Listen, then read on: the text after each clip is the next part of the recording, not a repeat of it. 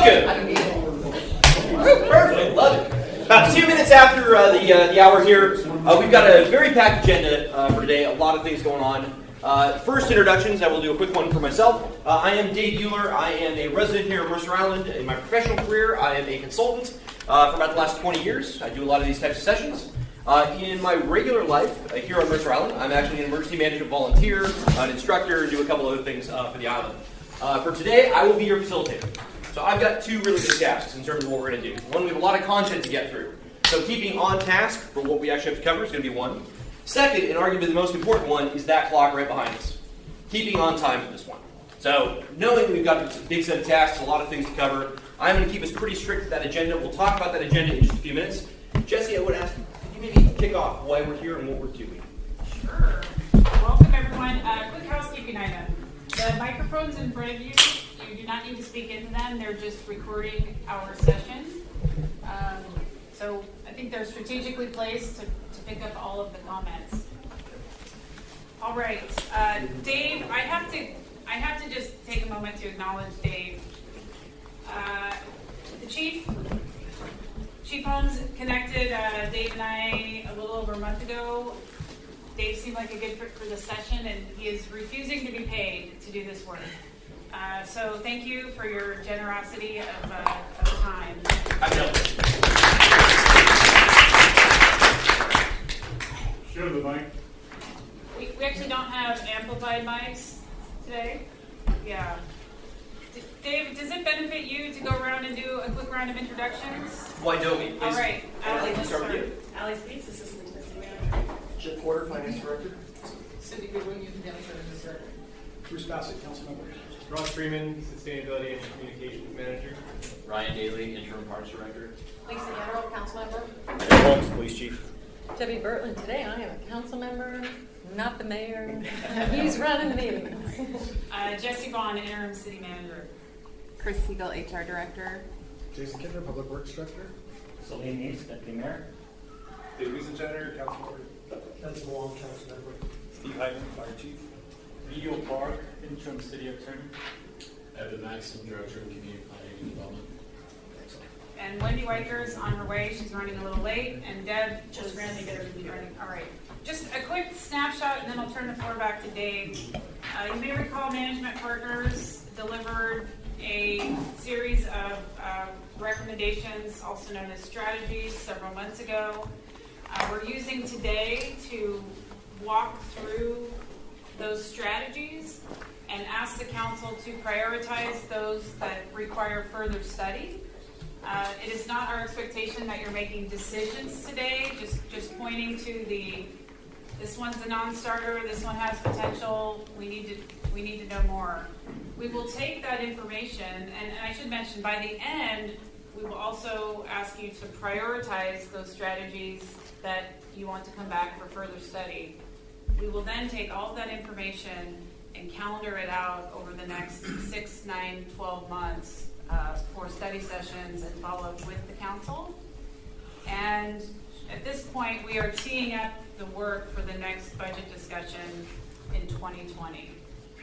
So Dave will get a little more detailed on the mechanics of today, but that is why we're here.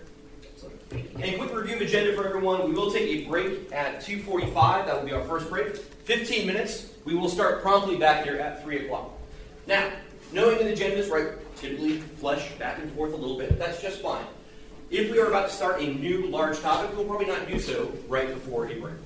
I will try to keep as many of those pieces right in line with the agenda that we have so that we actually can use the breaks that we have. So if folks have calls, things to do outside of this that need to get handled, obviously we'll try to keep those breaks as closely as we possibly can. We'll have another one there at 4:30, I believe, another 15-minute break, and then we'll conclude our last piece of this first agenda item. Again, first agenda item is about the strategies themselves. Second agenda, I will turn it back over to Jesse, and we'll talk about the memorandum for Youth and Family Services. One thing I would love for everyone to think about right now is one word that you would love to describe today's session. At the conclusion, we'd love to have one adjective. Think about that word. I'm actually going to go through the tasks that we're going to do today, but think about that word you're going to have, and Allie, I'll ask your help in maybe capturing a few of those so that we can review them to make sure that we're actually staying on what we wanted to accomplish here. In terms of the tasks that we have, I'll point you to page 3 of the memorandum for today. Page 3 actually has the list of how we are going to review those individual pieces of strategy items. Those strategy items are grouped largely by department, so we will review them in the order that it shows on page 3. Inside that review, we will go through a couple of evaluation categories here. One, we're going to talk about, do you understand the current issue, service, program? What is the current state today of whatever is being offered? Let's get clarity. That's why we have staff here, to make sure that we understand what is it today that is currently offered. Independent of any change, this is not with respect to any service level changes, any changes in department, any changes in organization. This is simply what is happening today. Second, we'll talk about, do you understand the proposed strategy? For each of the budget strategies that's named, do you understand what is being discussed in there? Are there clarifications needed? Are there additional items that need to be fleshed out before we can actually make any further assessment? Third, are there additional considerations or factors that need to be considered? Meaning things that are outside of our control. Perhaps this is union negotiation. Perhaps there's regulatory controls on this. Anything that is outside of this council's ability to make a decision on that. Finally, we'll go through any additional questions. One final round of, did we jog anyone's memory? Did we have additional items come up? Let's capture those final sets of questions. And then finally, we'll get into, should this individual strategy, either A, be eliminated from further consideration? Meaning that we do not want to discuss this strategy any further. This is a non-starter. We want to eliminate it from further consideration. Second, needs to be analyzed further. We've got additional questions we think that are material in this. We need to understand those questions before we can arrive at any decision. I'm going to guess there are a number of these things that will fall into category B. And then finally, we have category C. Should this be retained in the proposed budget scenarios? Meaning that individual strategy will then be strung together with other strategies, and that will become a proposed budget scenario. Those will be the 3 criteria that we're trying to get out of each one of these. Any questions regarding the mechanics of the evaluation of what we're about to go through? You have paddles in front of you that represent each of those. A is for A, B is for B's, and C is for C's. Again, most default positions for these, if we have a lot of questions, we're going to see a lot of B. Needs to be analyzed further. That's just fine. But let's get through those as quickly as possible to make sure that we're actually capturing those items. Ali will be helping me capture a lot of those items. At the end of this, we will end up with a package of individual strategies with the questions, the considerations, the clarifications that are needed, and then a disposition of what should we do with that item. Make sense?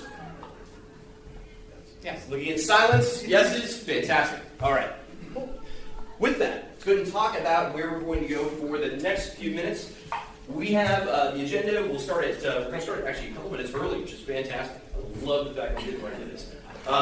Within our timeline, again, I will be largely your time cop. When I'm outside of this, you will see me kind of interject. If we seem to be going down rabbit holes, if we seem to be pulling things that were not relevant to this strategy evaluation, I'll be pulling us back on track for those. Other than that, you're not going to hear me.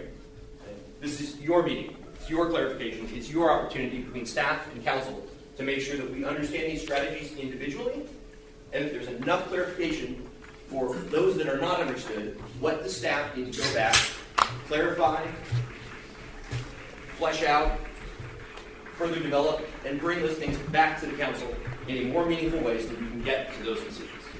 Understood? Excellent. All right. With that, we've got our first block. Let's go to, so a quick one in terms of the rules. This is really the opportunity, again, for staff and council to interact. Largely, we are really working in a working session environment. This is not the time for brand new ideation. The strategies that we have are the ones that we're going to discuss today. This is not the time for a new strategy to be proposed. It's not the time we're capturing those. This is also not the time where we're actually going to debate whether or not a strategy should have been included in the first place. If you don't want it included, we have an option for that. Let's eliminate it from further consideration. But this today is really around, let's be respectful of our time, let's be respectful of each other, and let's be respectful to the actual weight of these issues. Some of these have important implications for Mercer Island today and Mercer Island in the future. Let's make sure that we've given the time, the consideration, to make sure that those packages are well understood for anyone, this room or outside, and that these are well explored before we make any further decisions. With that, So a process question. So the council has said that these are the ones that we want to review. At the end of this, what would be the process if there was a sufficient number of council members who were interested in revisiting some that at least did not make the initial cut? Is it over and done? Jesse, we talk about package and how we'll like to progress from this. If time allows, I would like to see, is there majority support for any of those items in section, what is it, 23? To come back. I will say we're certainly open to having a discussion. Depending on where we end with items in B, I think we're going to have a discussion about work Prioritization. Prioritization, yeah. So, yes, we fully anticipated taking a look at section 22. And I think the other thing is we didn't do a staff response on every single one of the 22. Some of them don't warrant one. We decided not to do a staff response on revenue because we have brought forward each of those strategies over the last 3 years to the council, and they didn't have any traction. So we focused our energy on the service delivery changes or reductions. And Councilman Handel. Yeah, thanks. Who's going to be capturing the results of the vote? Is it Deb? Ally. Allie? Okay, just so that we. Yeah. Correct. Yeah, I'll Yes. look at it. I'll probably Please, make right, yeah. notes. And Yes. I will be actually standing behind Ally. We will do a very direct vote from behind Ally. So we'll all Is this a vote vote or a preference? This is your preference. Okay. Yeah, let's be very clear. This is not a formal vote on this. This is your position. Need a word. That does not stay. We'll handle that. Do we have fish?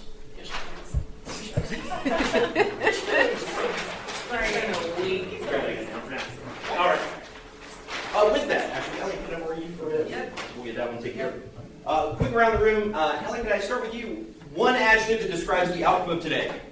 This is my word, and it is.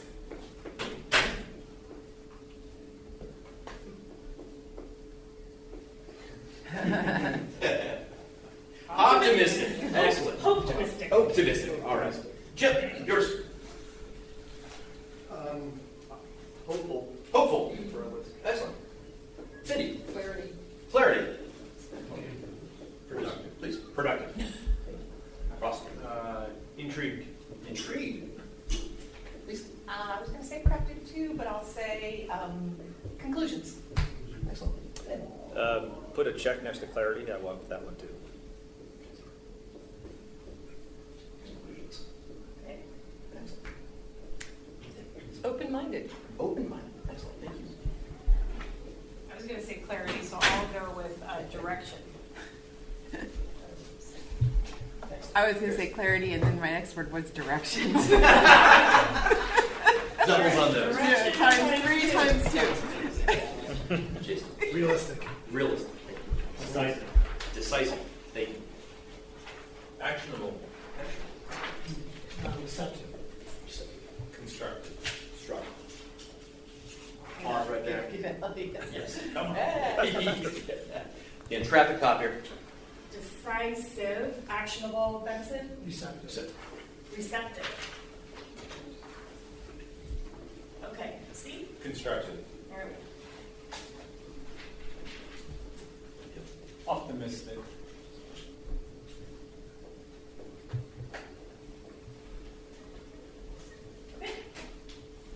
Direction. Direction. Excellent. All right, well, we will have our optimistic, hopeful, extra clear, productive, intrigued, conclusive, open-minded, direction-full, I guess, realistic, decisive, actionable, receptive, constructive, optimistic session, and we will do it beginning right now. We're about 1 minute from our perfect time, and actually, we've got our first item that we will talk about, our first strategy. Jesse, I believe this one is yours to begin. It is. So we're following along. That sheet on the right says budget strategy review order. So we're starting with number 4, which is the option to contract out the operation of the Mercer Island Community and Event Center. Here's what I'll say about the strategy. This requires a much deeper dive. At this point, the consultants put forth an estimate of potential savings. It's probably on par, or the savings could be even greater. I don't have much else to say, except this one would need further studies. So if you wanted to pursue this,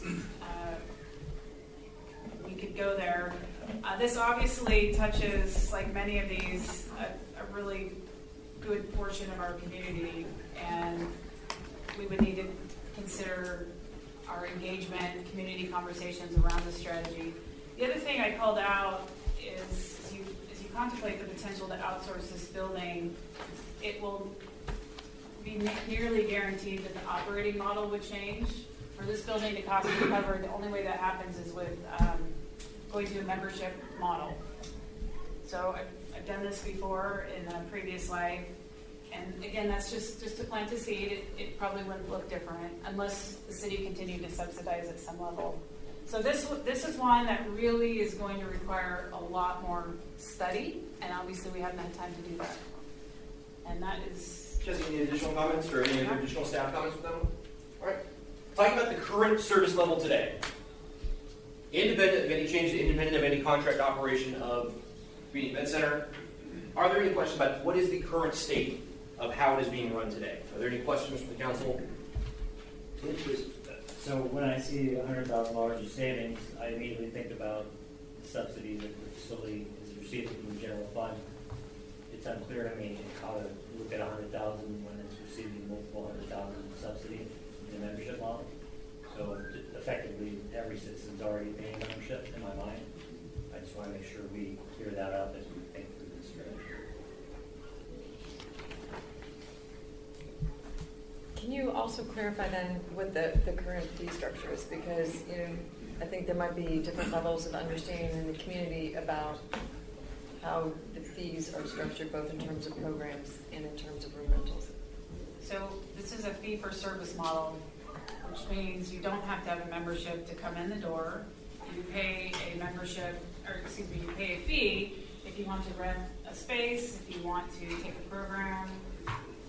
That's fee-for-service model. And how does that change if you're a resident or not, a for-profit or not-profit?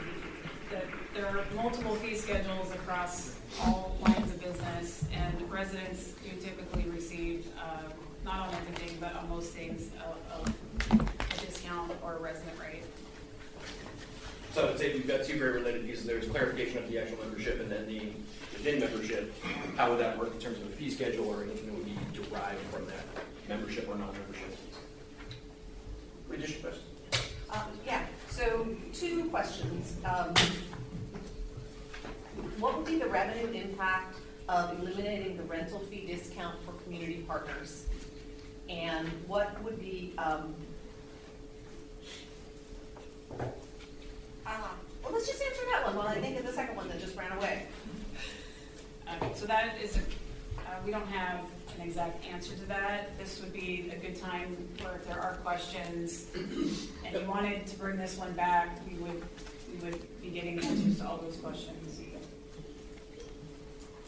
As a follow-up.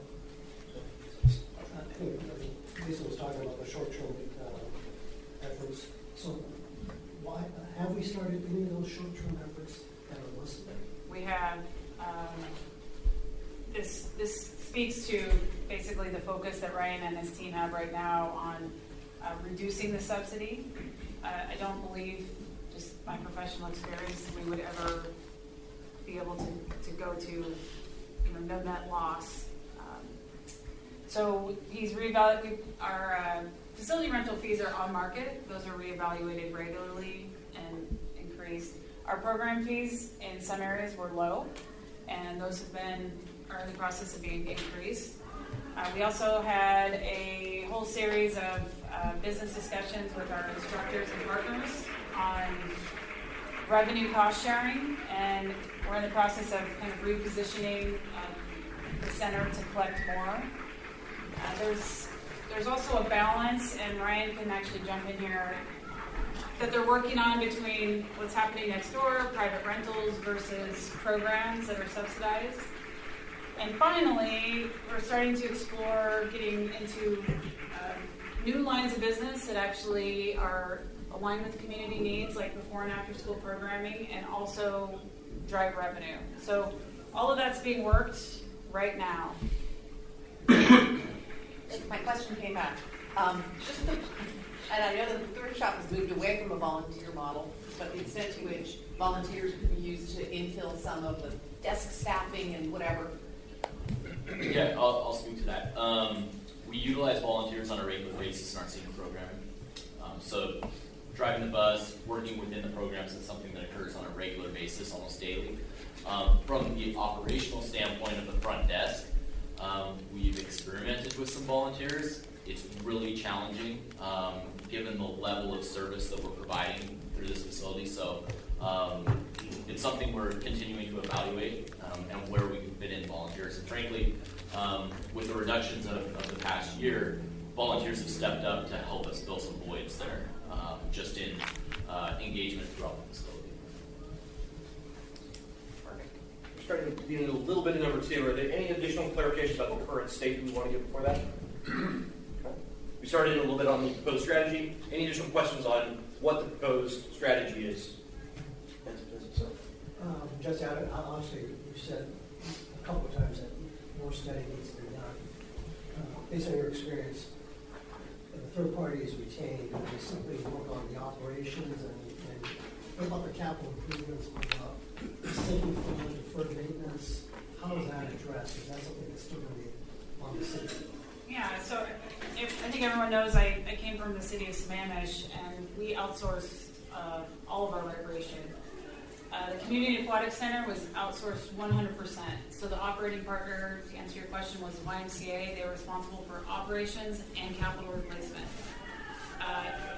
That was that model. The Boys and Girls Club operation was different. The city retained the responsibility for the building and capital. So this is where, I simply just had to say there's varying degrees, and it would need to be studied further. Yes, both, all options. Depending on the model. Yep, just depends on the model. Any additional external factors before? Yes, I have a question. That it says in here, it says, this also means the city would retain very little control over programs, fee structures, operating policies, etc. And my general sense is that there would be a decision that council, staff, and communities made about the extent to which we would want to influence. So if we wanted, for example, to say, yes, we would like to outsource the facilities, operations, and capital improvement, yet we do want to see I'm making this up right now, a 2-tiered structure for resident and non-resident rentals. I'm assuming we could do that. It would further constrain the partnership and potentially the reduction in terms of cost or expense to the city, but we could do that, arguably. I think the answer is yes, and the reason I included that is what you may not be able to do in a model like this is say, partner, continue to subsidize senior programs, right? If we're not providing the subsidy, we can't tell them how to run their business, and that was just one of the things I wanted to make clear, because we are subsidizing programs here currently. So it's just something to think about. Again, to Benson's point, we would need to study it further, figure out where we would want to have a little more control, but those questions largely aren't answered yet. To your point, control would be retained until the contract was agreed upon, and then once the contract is agreed upon, obviously that flexibility. Well, we would control what goes into the contract. Exactly. We negotiate the terms. Great. Anything else on any external factor? Oh, yes, please. Oh, maybe this is like a 3.5 question. Please. So to Jesse or to Ryan, how optimistic you are about the short-term strategies and their ability to drive cost savings into the next biennium or enhance revenues? I mean, so that we're kind of, if the city keeps control, are we destined for more efficiencies or not? We are, and at some point, I was just messaging Ryan about this, let's say 12 months down the road, we'd like to provide a performance report on the changes that have been implemented and where the community center is. So here's an example, diving into the weeds. Before I transitioned to this job, we brought the team together, we did a business exercise on who is our audience, who is our customer, and ultimately concluded it's really youth and seniors as our primary focus.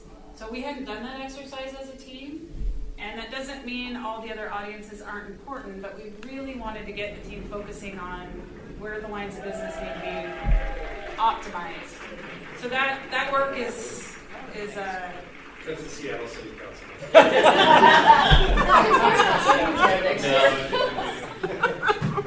so we're in early phases of implementation, Lisa, and we're committed to coming back and talking about the successes and you know, this is really a high priority for this team. I'll give you a quick 6-month report right now. Things are going well. Summer camp registration is outstanding this year. The facility rental usage is outstanding. It's exceeding where we were this time last year with additional staff. And that's in large part to some changes we made early end of last year. So. Well, Dave, Bruce, any other thoughts, questions, comments?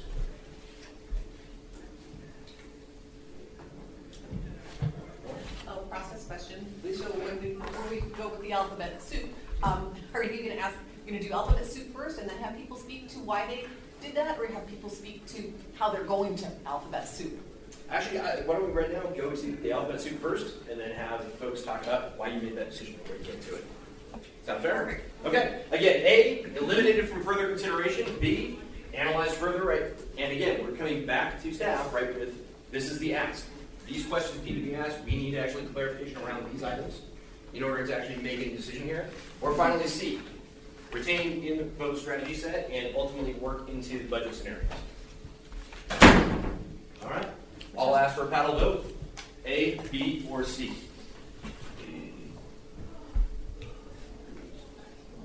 Oh, it's time. Okay. We have a good time. We need Wendy Weicker. Where the heck is she? Well, I would like to. Start off? Well, I think I'm sort of right back at Salim's original question, which is understanding the money associated with this. How much savings are we going to get out of what we're already doing? How much is the 100,000 really the right number to anticipate saving? Or is it some other number closer to the multi-100,000 that is the subsidy to the funding that requires? I'm an A, eliminate, because I feel like things are on a good track. We are precious short of resources. I do not want to see the staff time in the Parks Department diluted by looking at this option, when this option can be on the table in the next biennium if the savings don't play out. And I want to give a chance to see how all of the stuff, all the balls that are in the air end up coming down. And I do think that it is important philosophically for the community to retain control over it. Just as a process comment, I think it would be interesting to go back to this exercise once we've been through all these different, because if we find out that we have an unhealthy distribution across A, B, and C, some of us might also reprioritize in terms of our votes. So just a moment there. For me, I feel like there's very little that can't be on the table at this point. Certainly, Beloved has been a part of some of the efficiency studies that have gone on here in terms of rate structures, usage, hours, and offerings, and everything else. I do believe in exploring this opportunity, we do have control. We do have control to establish what our priorities are, what the limits and what the boundaries are, and with knowing that, meaning we can say what the fee structure should be in terms of prioritization or minimum set of hours, et cetera, et cetera. So with that being said, I think that it would only be healthy to go ahead and continue to explore this option.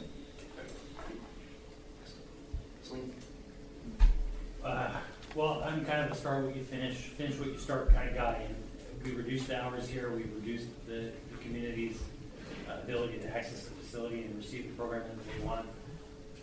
I think we have a capable staff. They've obviously thought a lot about it, and I think they're on the cusp of making some choices, doing some reorganizations to optimize the operation. I'd rather give them a chance to do that before we spend any energy looking at outsourcing this facility, which is easily done. I mean, there's work, but it is not easily undone. So I think that given the benefit of the doubt, let's see what they can do. I think Salim and I are thinking a lot along the same lines, and there's some of these things that we would undertake that are somewhat irreversible, and this feels certainly not, there's nothing that's truly irreversible, but there would be a lot of pain in pulling back. This feels like one of them. The other thing that I think that the Parks Department has done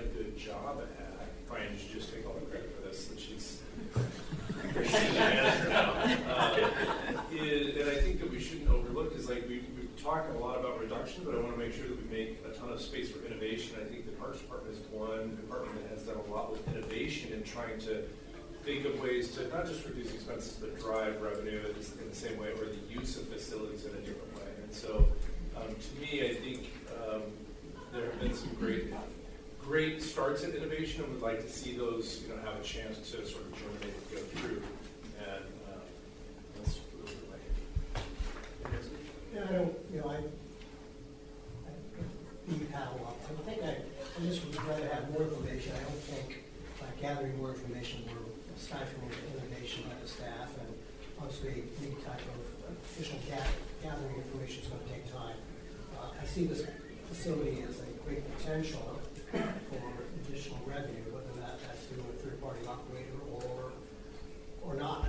But frankly, I think we just need to delve deeper into operations and how we can better utilize this asset of the community. I will say that I agree with some of the comments. I am troubled, more than I'm definitely troubled by the idea that this would be a member-only facility. I'm hoping that Jesse's assumption is not correct, that fee-based programs can actually be worked out. And obviously we have a not present Wendy in the room. Before we leave this topic, Jesse, Ryan, do these questions make sense? Are there any questions that you have in terms of coming back to the council if this ends up in a B, right? What are the questions that you might have in terms of making sure that we've got a complete package for evaluation? I think I've got it. This will be maybe a good one to come back to at the end, because there's other parks initiatives on the table, and ultimately we have to balance the workload. We can't do all of them, so as we work through the others, they may self-prioritize. With that, Just a clarifying question.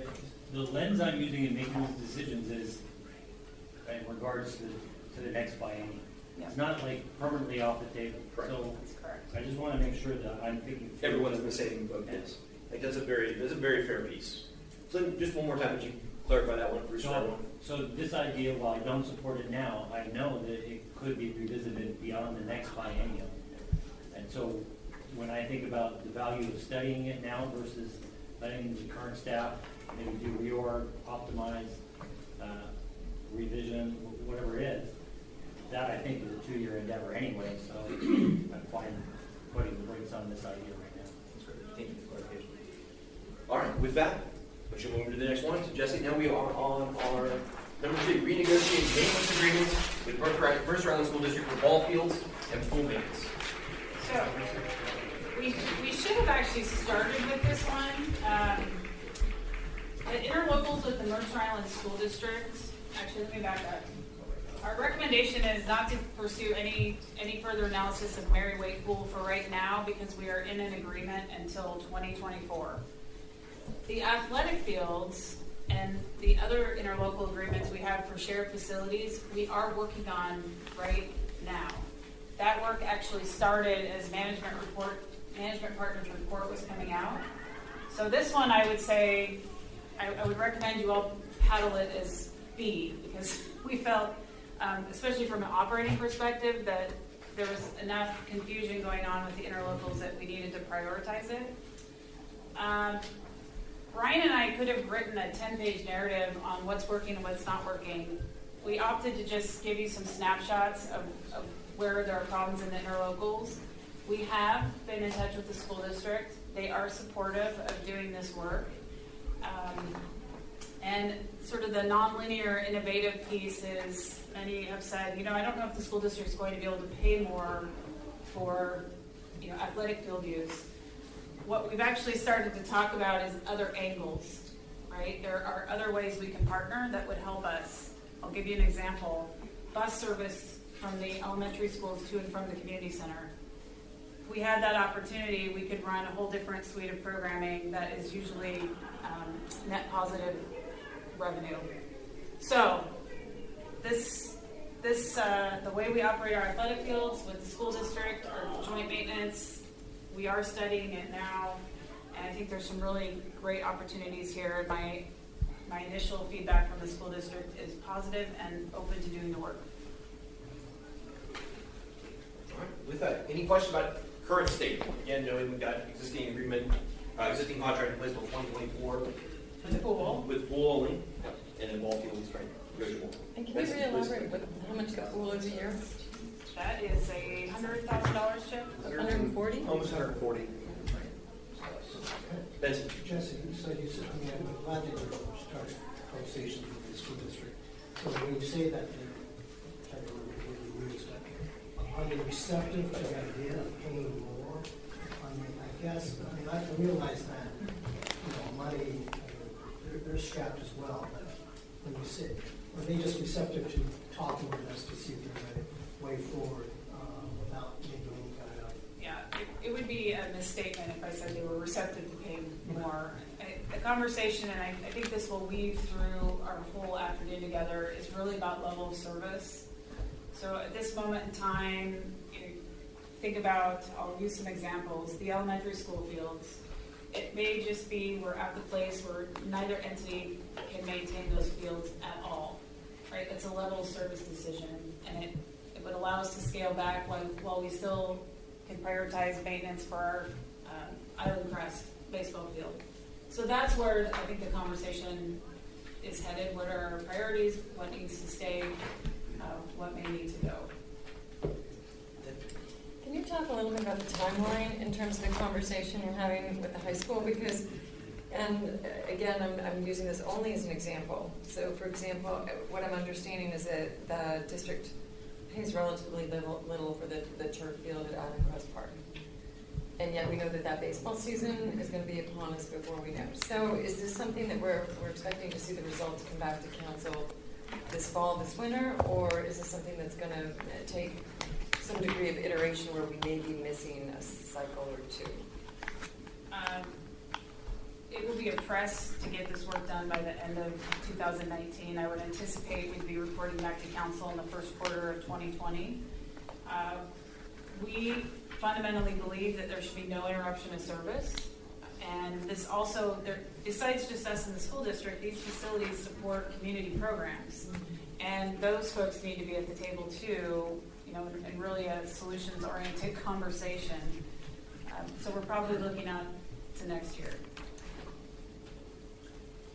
I just recall from some years ago when the conversation occurred about increasing the city's level of service on particularly the elementary school fields, because at that time the complaint was that the fields were in a state of significant disrepair. Kids having a love to dig apparently being a real issue, and that didn't fit very well with sports that were also going on in the same places. And so the city ended up taking on an ownership there. And I don't have any of the details at my fingertips in terms of what the costs were that we undertook, but clearly we're in a situation where it makes sense to talk about unwinding some of that, and so I certainly support this. And I assume the school district has maintenance people of their own for grounds and whatever. Is there some discussion also of maybe, in kind is money and money can be in kind, but kind of shifting some, as opposed to dollars changing hands, just shifting some of the load to their maintenance people, and does that raise union issues with us? And actually, thank you, good point. Any reduction in level of service for us, this is number 2, and then the next one, number 20, could potentially involve the loss of staff, our staff, and that would be a bargaining discussion. Our maintenance workers are union employees. Thank you. I forgot to bring that up. And yes, the school district does have maintenance staff. They are very thin. That's kind of flows more in our direction to help them keep up with outdoor spaces. Their priority is, the learning environment, classrooms, not athletic fields. So I'm not sure how much we would be able to do that, but it's something that actually Ryan is involved in a conversation right now about shared resources with the school district. Okay, on the table then. Thank you. Excellent points. Thank you very much. So I recall we had a discussion maybe a year ago about a reservation system that was going to show when that field was reserved and who had reserved it. And one of the things that I've had concerns with is our groups using the fields and not paying for reservation fees. And so I don't know if there's a compliance aspect of Parks Department is going out and making sure, because one thing that isn't really woven into the story is the revenue side. We are responsible for all the maintenance, but we're the benefactor of all the revenue. We need to maximize that. Is that? We do not enforce users that are not paying it. The practice is generally if a space is available and not reserved, it's open to the public to use. No, that's not what I meant though. I mean, if there's an organized use of the field. Oh, that yes, is not- yes, So yes. it looks like, you know, a soccer lesson, or it looks like a soccer team or an off-island league. The general rule is if we know about it and it's fee-based, somebody is, for lack of a better term, profiting off of a public space, we reach out to them and require a contract for both fee collection and liability reasons. Okay, so is there an active effort to identify that activity and bring it into compliance? Yes, to the extent, you know, and again, some of it is, do we know what's happening? We don't have resources out. Okay. Yes. Is there a way for the public to determine if it's happening? Can the public go to a website and see if somebody built the field? You want to talk about the perfect mine and what's visible and what's not? No. Yes, it is a possibility. It's not something we put on the website. One of the reasons being, if I was an off-island user, I could go onto that website and see all of the free available space and jump on the fields. And so that was something that's been sort of a discussion point we've had back and forth. My opinion would be finding a way to utilize the community to report groups that aren't supposed to be on the field. So whether it's posting a daily schedule or something along those lines. That's the heart of my question, is that how does somebody know it is known or not known? That they're using the field or booked the field? Right. At this time, there's not a way to identify it unless they contact the community center or the field scheduler. So the other thing that Ryan is working on, and we don't have time for this, we reorganized the whole Parks and Recreation Department over the last 10 months. And we're trying to optimize scheduling. So we do have fields with downtime that we don't think should have downtime because of the demand. So he's got his schedulers working on marketing, notifying our groups when we've got gaps or cancellations to fill those blocks. So not to let Celine's point, which is I think a little well made, to sort of just drop. I mean, it sounds like, I'm sorry, but Ryan and Jesse didn't really respond to it. And so the question really is there an enforcement mechanism? It sounds like there may be, but you haven't implemented it. So, especially during the summertime, you presume that there's going to be greater usage and it could be greater confidence. Yeah, this gets, we don't have time today to dig into this, but there was an early ask to make our scheduling public facing for customer service reasons. So I can go and see what's booked and know, cut down our phone time. That has a counter side to it, which is when people go and see gaps, especially on our athletic fields, they literally go and schedule games and practices there. We don't collect fees. We do not have the manpower to be out enforcing that. There is also public pushback on us that this is a public space, I am a taxpayer, and when it's open, I should be able to use it. So it's a very complicated policy issue. We also have an operational challenge with our current software system and what can be public facing and what can't. It's something that we should continue to discuss. At your pleasure, we can continue to discuss it now or come back. I see the points, and there are some challenges. I want to make sure we capture this accurately. So I'm fine parking it. Yeah, I think about it. And I want to make sure that we pull those apart. There's the visibility aspects of it first. Then there's the enforcement aspects of not only is it visible and available to everyone, but it can be enforced in a meaningful way. Is that fair? Yeah, and I think it sounds like there's a computer system issue too. So. Yeah.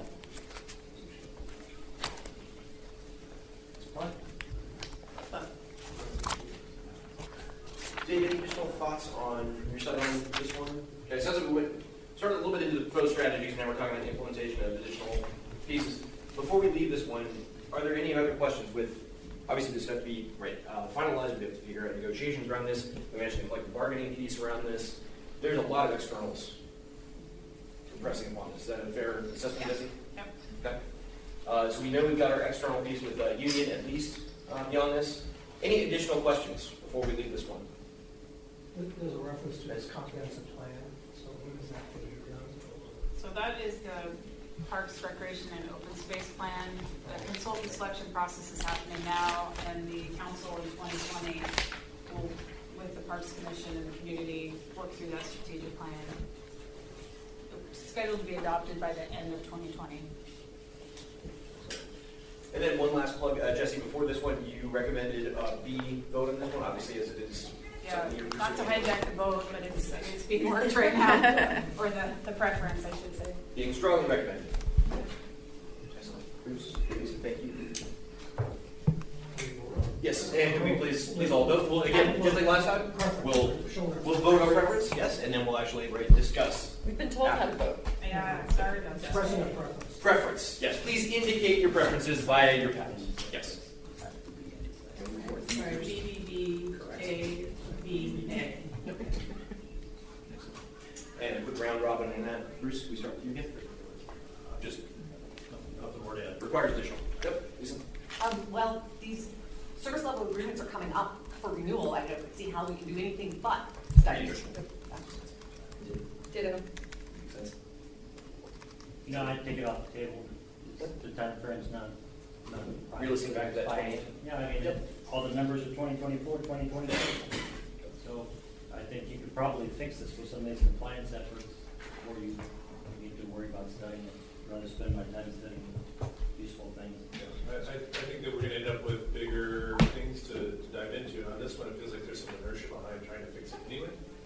It's not like we're sitting flat-footed on it, so it doesn't feel like we're, let's see the results of that. We have a fairly extended time frame to do that. I would just say that it sounds like we're already engaged in some studying now, so I just would rather just continue. And granted, you've got staffing issues and priorities. My guess is that this one will continue to go forward with additional study and additional information, but maybe not as top priority as some others. So I think we need to get more information. Well, and just to clarify, I'm not saying accelerate the timeline into the 2020, 2019, 2020 biennium if some of this stuff is going to flow out.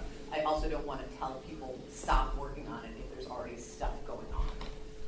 Can we clarify then, Jesse, because I think there's a timing element here. What I took away from your comments is that you're going to be, these conversations are ongoing, they'll continue with the school district. You don't anticipate, based on the current trajectory, being able to come back to council with any further information until roughly Q1 of 2020, which means it would then likely work its way into the next biennium budget. There might be some elements that kick in sooner, obviously not the pool, at least based on the plan, but that it would be at best second half of this, or second, it would be final 6 months of this biennium, potentially the next biennium. So without the school district in the room, I think what we've discussed is to try to implement the new cleaned up interlocals by 2021. This is one of those categories too where it's not just direct cost savings, but we have really significant operational inefficiencies the way we're running all this work. So this is a high priority for the staff because we're not working optimally. It's really disjointed. So a good opportunity there to smooth things out. One last pause, Jesse, Brian. Any questions about the items that are needed for clarification? I just want to make sure I understand. I heard a couple of people say these are ILAs that don't terminate for quite a while. That's only the pool. All of these other issues we're talking about are things that could be revised agreements Now.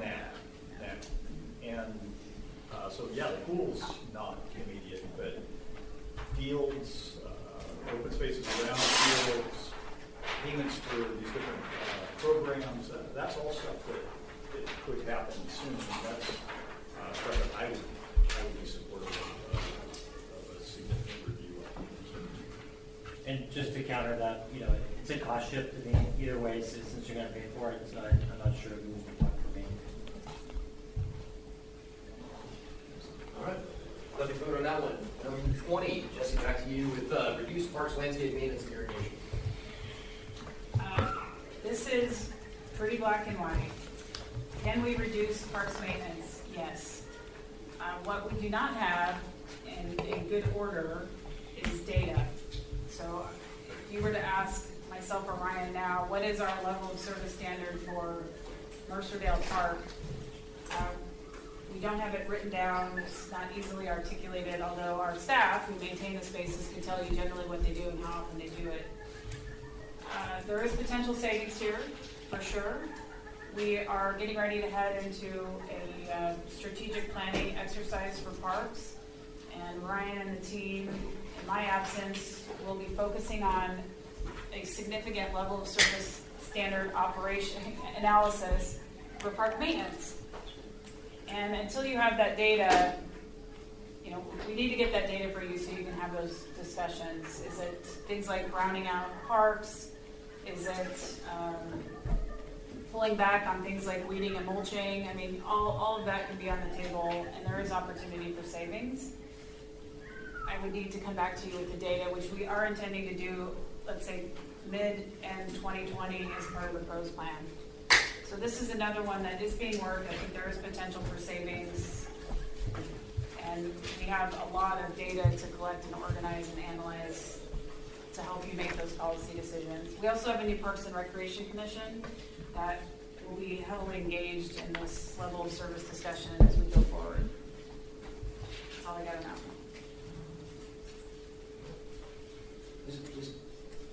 With respect to current state questions, can you start there? No question. Okay. Any questions on current state? So just for the sake of clarification, this is about park maintenance. This is not about open space, which is largely or entirely covered by the current operations levy. That's a great question. Not entirely covered. You are at a maintain the status quo level of service for your open space areas, which means we're just maintaining what we have. We're not doing additional invasive removal or restoration. This is covered by the levy sufficiently, or is there open space? It's a little bit covered by the levy, and it's also part of your capital program. So this, when I was writing this, and I guess maybe lack of sleep, this really focused on our other park properties, so not open space, but that you raise a good point. It should be also looked at. I'm going to confess to some ignorance on the difference between parks and open space. So, what is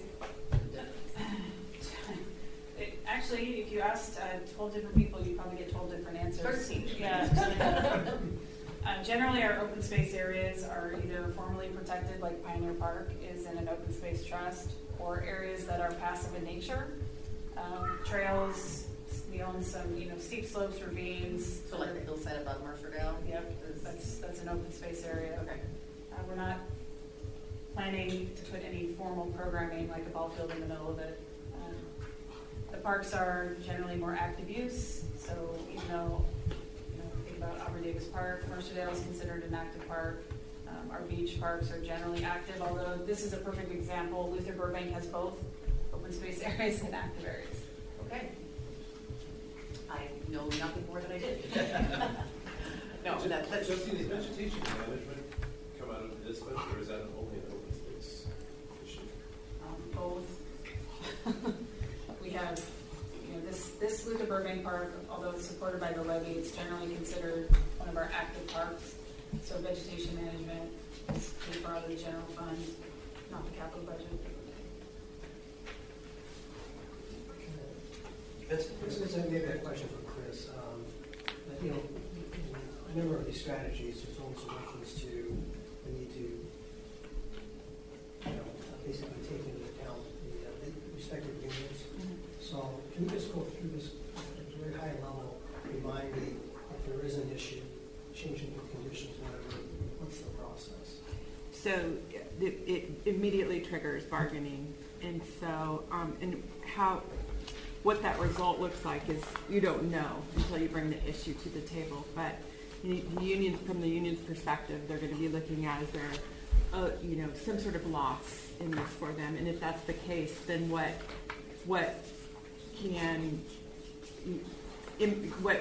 kinds of things can they get to consider that loss? And so sometimes it goes well, and sometimes you just don't know until you get to the table. So, but what we do know about it is it generally takes time. And so when there's, in this day and age, everything ends up being a working condition. If it's not wages or hours, it's working conditions that the union will grab onto and sort of take that ball. But you don't know what that looks like as far as what the impact, what the result's going to be of that bargaining until you've gone through it. Important thing to note on park maintenance is the bulk of our cost is labor.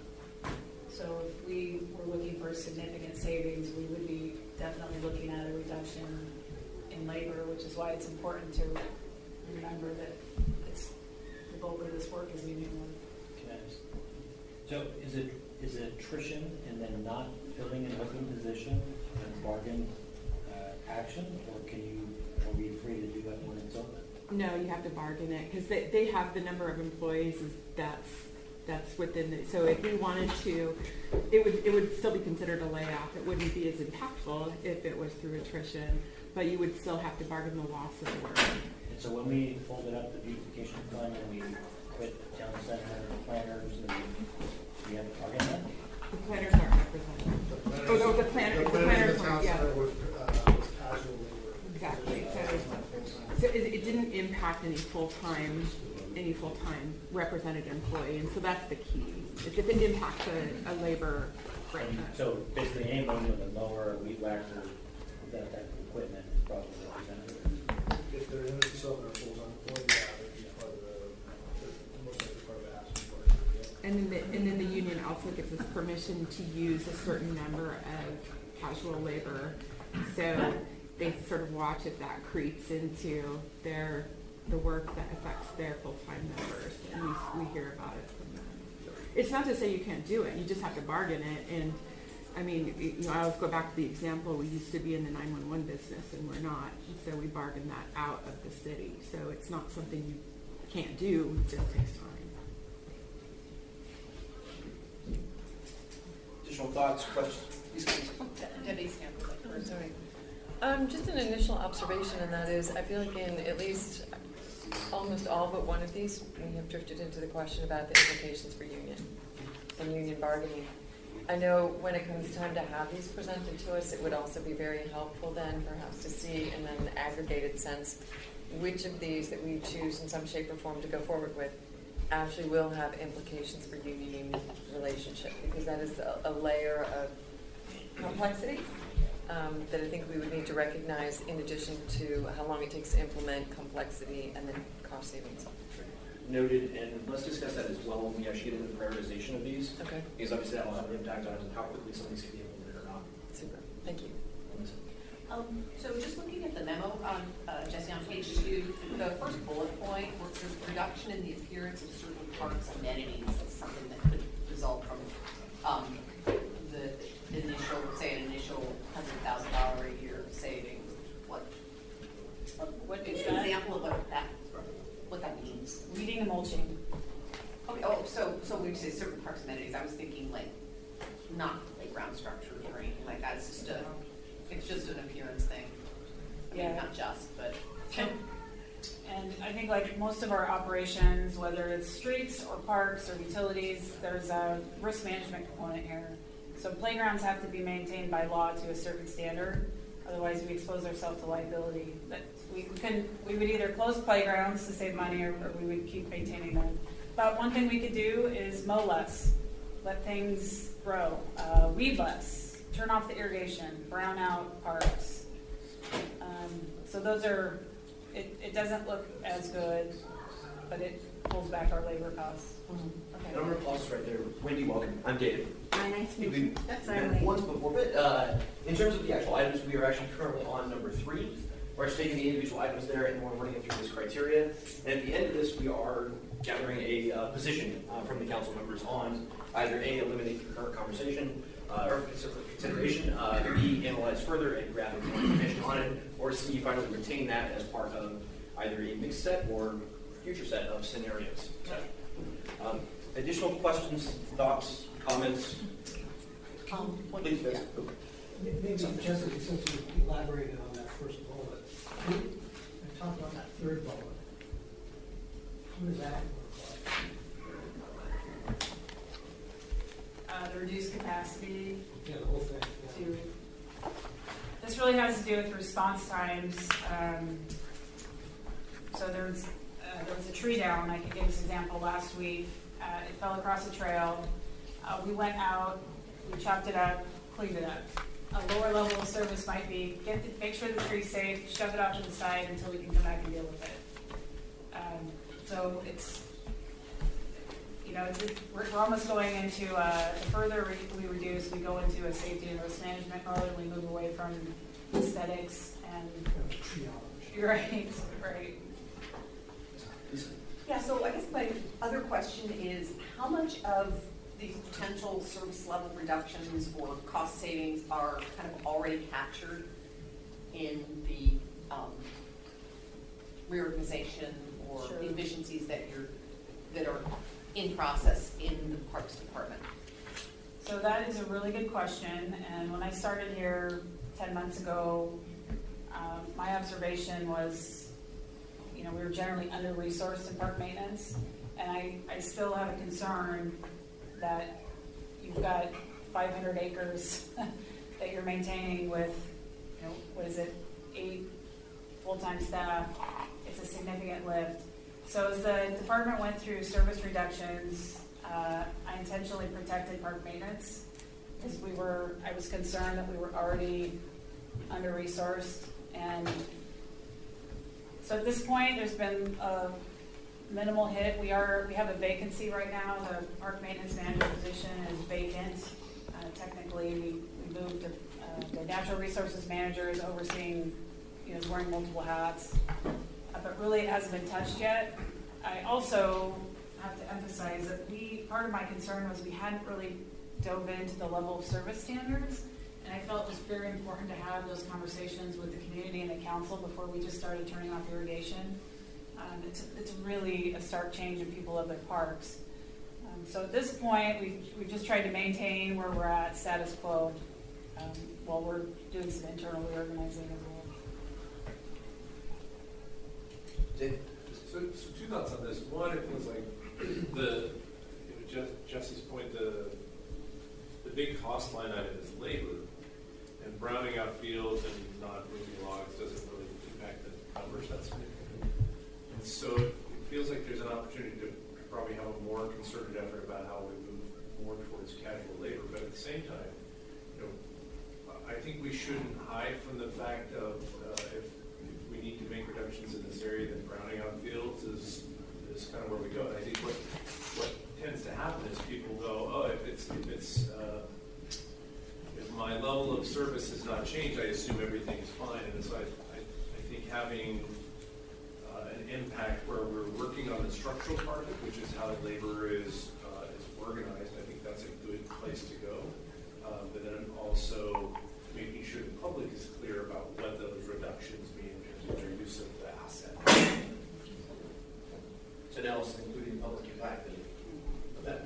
Analysis including public impact and perception beyond just kind of the hard numbers run this, or I think it's clarification. I think we do recognize that reductions in service level means reductions in service level means that you're not going to get the same shiny green perfectly mowed golf course above the field that you have today. And if that's where they want their tax dollars spent, then that's cool. But just making sure that they're aware of that while we're in the back room working on sort of the structural things so that it's a more durable solution. I would be remiss if I didn't also mention this. When you have an operation like this, it's so labor intensive, there's always opportunities to be more efficient. And we recently brought on a consultant to do what I would call a relatively kind of quick and dirty analysis of our operation. And that report is in its final stages, and there are opportunities for us to perform more efficiently. It doesn't result in direct cost savings, because as I pointed out, I do feel that we're trying to maintain a lot with a little. But that work is also happening. And then a reminder, I said this earlier, the level of service discussion we're having today is part of your PROS plan. So as long as the council is intending to proceed with that strategic planning work, this level of service discussion will come back to you in 2020. It will be towards the end of the year, although still probably timely for consideration in the 2021-22 budget. If that makes sense. So next month in July, we're kicking off a Parks Commission. Yep. So what is their role and how do they overlay in terms of the pros, in terms of this work, et cetera? What's their agenda look like? What is your expectation? How do you expect them to weigh in and provide feedback and guidance to the council? So I hope this, I think the council made a wise decision in bringing on the Parks and Recreation Commission to serve as, kind of an additional line of defense on this policy work. Your calendars remain incredibly full. So you are officially charging them to oversee this policy work and analysis. So the recommendation on the pros plan will actually come from the Parks and Recreation Commission. They will steward it all the way through the process and probably have a handful of touches with the council over the next 18 months on this work. Does that help? Yeah, thank you. I don't know if this is part of the post plan or whether or not this is something that the Parks and Rec Commission would look at, but there's obviously a number of groups that throughout the year do volunteer work in maintenance and what have you. Is there any, and I realize that Brian, you mentioned it, coordinating these volunteer groups is a challenge, but it provides an opportunity as well, and I'm just wondering whether or not that's sort of part of what they're going to look at as far as how to better utilize volunteer organizations, communities, service organizations, high school, that type of stuff. So timely comments, we had an all-staff meeting on Monday, and we did an exercise just around incubating ideas to optimize our services. And the example that we used was volunteer program management. So this gets to your question, so you know that we're working on it. Police has a robust volunteer program. Parks has a robust program. The thrift store has a robust program. And we're all struggling with managing volume, paperwork, administration. And so we started the conversation on Monday, and what would it look like to bring those teams together? And again, it speaks to efficiency and optimization. And we're in our infancy, but we could do it better. The people leading those work groups are doing a really great job, but there's more work to be done to improve our services. And I think there's a customer service facing piece too. I want to volunteer for the city, you kind of get lost. Where do I go? So good point. I don't know if anybody, my colleagues, want to add to that because it touches so many departments. I would just weigh in on the comment on service groups and utilization of Rotary specifically and different organizations like that. We're in discussions and talking about how can we further partner moving down the road.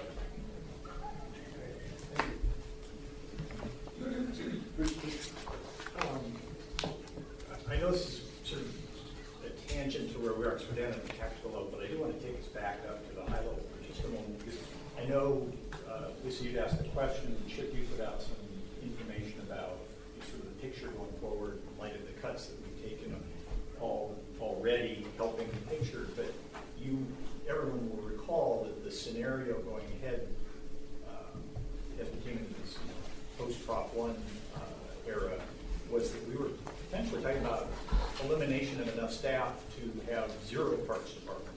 And I think it'd be helpful to understand the current scope of the challenge that we face as we think about whether because we just said, well, no, we don't want to talk about taking school, going to the school district and saying we can't fund this stuff. You need to. So that's not on the table, or at least a couple people said they didn't want it on the table. So I'm hoping Chip can give us the latest on where we are and how big is the nut we're trying to crack. Is that fair? I mean, it's right here in front of you. It's what I sent out. And so this is no change from what Mantra Partners presented to the council on April 16th. And it's too early to amend the forecast at this point in time. We need some more time, some more data. And so the point is, what I try to make in the email that was sent out to the council is the reductions that were baked into the 1920 budget, those are folded into the forecast, as well as the deficit spending reductions the council approved back in April. Those are also baked into the forecast. That brought down the projected deficits significantly from what you saw was then not quite, about a year ago roughly, right? And so this is the latest and greatest. The next time that we'll look at amending the forecast will be either November as part of the mid-annual budget review or at your January, February planning session. Is that okay what you need? Right, and I'll leave it at that. I just wanted to make sure we knew the scope of the problem. Any other clarifications, questions from the council? I think we can vet that number a little bit more fully. I mean, I think what I heard you ask is how much progress have we made? So if we think about where we thought we were at Prop 1 versus where we are, where we think we are right now, what is the delta? How far have we come? Is that kind of what you're saying? Well, We know we had a significant problem. It was like a $30 million 6-year gap, right? Prop 1 was being floated. So I looked at Chip's numbers, and he's got 2021, 22, 23, 24, those deficits. We know what we thought they were at the time of Prop 1. It was 27.96 million of deficits between 19 and 24. We've closed that gap. If we included 19 and 20, we've closed it by $10.5 million. So we've shrunk that deficit by 38%. It's huge progress to date.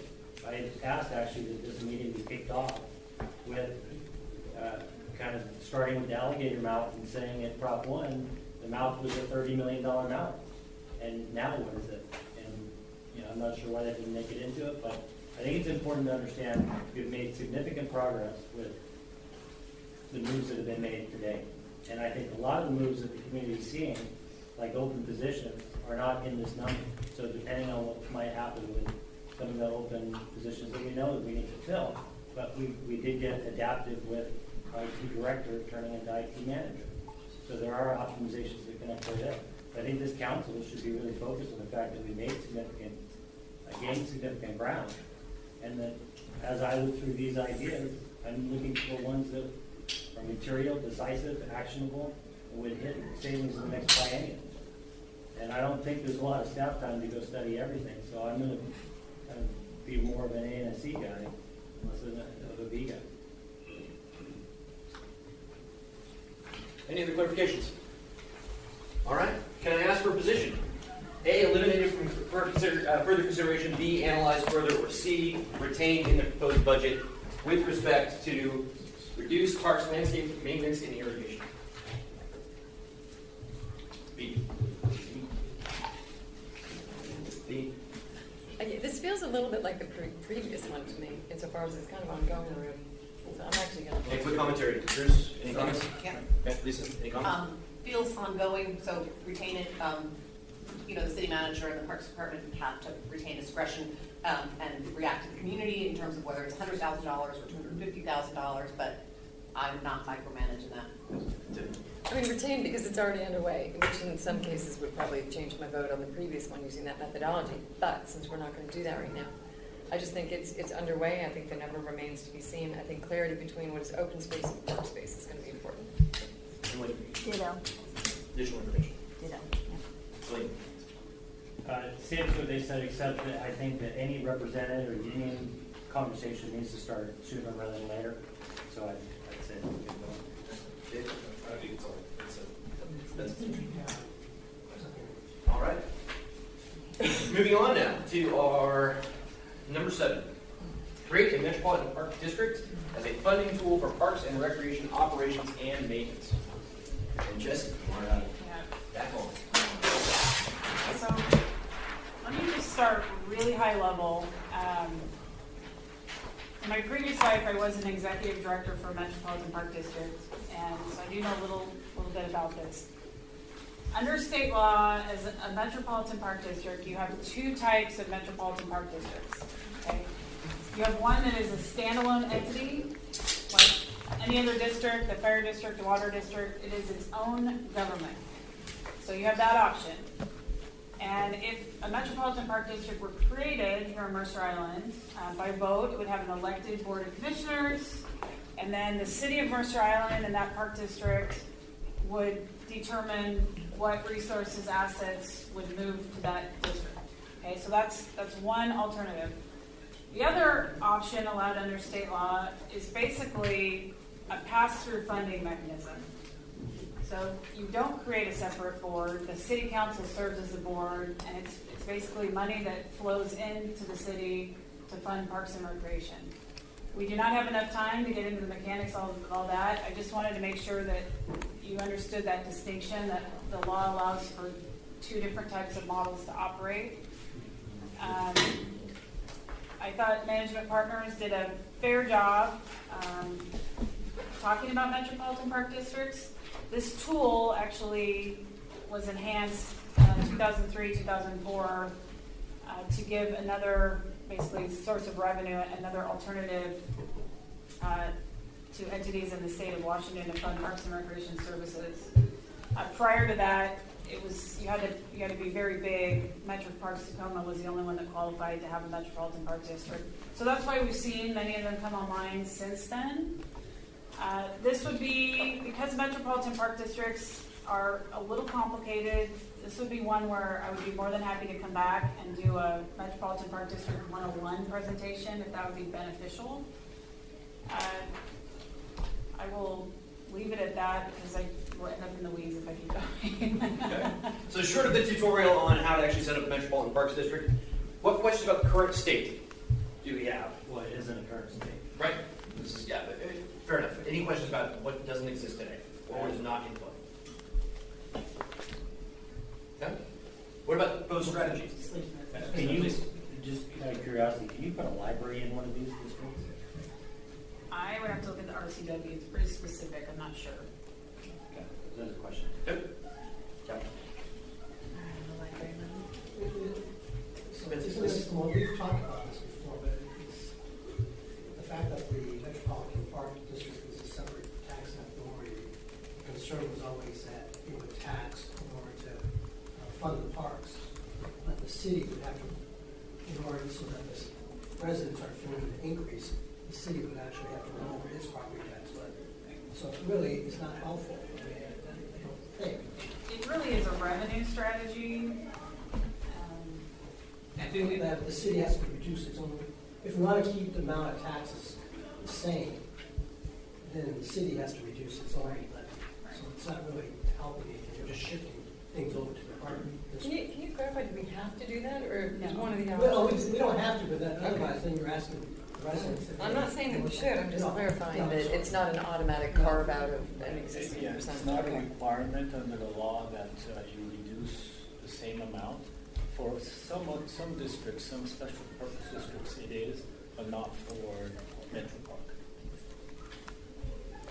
The other thing I will say, just as you noodle on this one, because I was executive director in a small Metropolitan Park District that was a standalone operation, we need to be really thoughtful about whether we pursue those options, because you have a tremendous amount of overhead. You're creating a new government, right?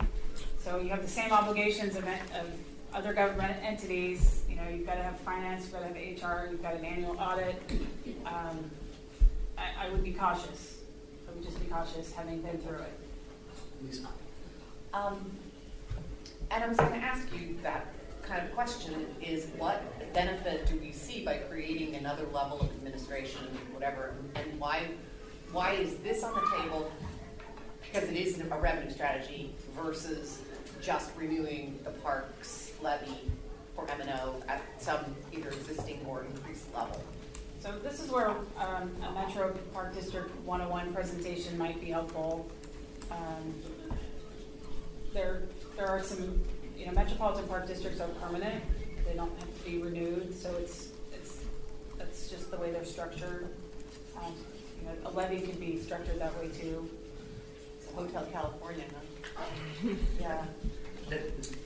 So would we have an option, if we were to continue to explore this, of asking the school district whether or not they wanted to opt in some shape or form, not so much for ownership of the land, but in terms of maintenance of the land? Because at the end of the day, we still have this shared service agreement, or strategy right now, anyway. So I do know that pools are eligible, obviously, athletic fields are eligible for funding under this model. It would certainly be something to consider. How long does it take? Oh, sorry. That's this first. Yeah, the question is, aside from the fact that they'll have dedicated funding for parks, is the community better, I mean, I don't see much difference in the delivery of service relative to parks. I mean, do you think that we can provide better service if we go through the Metropolitan Park District, or keep our same model? Well, I think pretty highly of the Parks and Rec Department staff here, so. No, I mean, I don't see how having a Metropolitan Park District enhances our delivery of services. That's a question. I advise caution when considering forming an entirely separate entity. You're cost shifting potentially and creating additional overhead. And yeah, service levels certainly would be comparable, or should be, right? We don't want to compare service. Well, I think I did start to blurt out. How long does it take from start to finish to decide to put something on the ballot and blah, blah, blah? I would have to look at a ballot calendar, which it would be the same sort of formal process you would go through to put anything on the ballot. And I don't have that in front of me. Traditionally, 4 months before an election, you have the legislative body adopt their ordinance or resolution. And then I think you set the date in that when it would actually transfer to them. I see. Okay, thanks. So to me, this is something that I would opt to eliminate, to answer Lisa's question. The reason it's here is we asked for it to be on the ticket, and it's a large ticket item numerically, so it ends up under consideration. But to me, it ends up being a bit of a shell game with taxation. That if I'm King County and I'm doing a Metropolitan Parks District for this particular area, that makes some sense. But all of our residents are all of our residents, right? So now I'm shifting the tax burden to the same people who are paying it today. They're receiving the same level of service, getting more overhead and whatever in order to manage it. And the irony is, if you do a little bit of the math, it's about 25% more per year per resident than the Proposition 1 ticket was to run the whole city. So, to me, it doesn't make sense mathematically. And then we're not really reducing our costs to the citizen, and we're not increasing our level of service to the citizen. So that to me feels a bit like a shell game. Something maybe if there's an appetite to sort of dispense with this, I would be in favor of that. Bruce, any comments? Yeah, I agree, I think, with virtually everything Dave said. The one point to the flip side, though, that it's not a disagreement with you, but it is the con to those pros is it does give the voter then the ability to say, I really like funding parks, so I'm going to do that as I let my city services in other respects shrink, right? So it's giving the voters a greater say. Well, I agree with Dave. I mean, Bruce, your point's well taken, but doesn't the levy, a parks levy, do the same thing? Without the overhead? Yeah. Potentially. Yeah. Okay, I'm ready to vote. All right. Can I ask for a position from each of the council members? Grab your popsicle sticks. Just All a right. question, Please. You said this is voted on one time and never again. How does it keep up with inflation? The same way that we keep up with inflation or don't. It gets a 1%? All right. With that, I'll ask for a position. Hey. Consideration. All right. Thank you very much. Good job, Bruce. I'll start logging. Will be the whatever Dave said.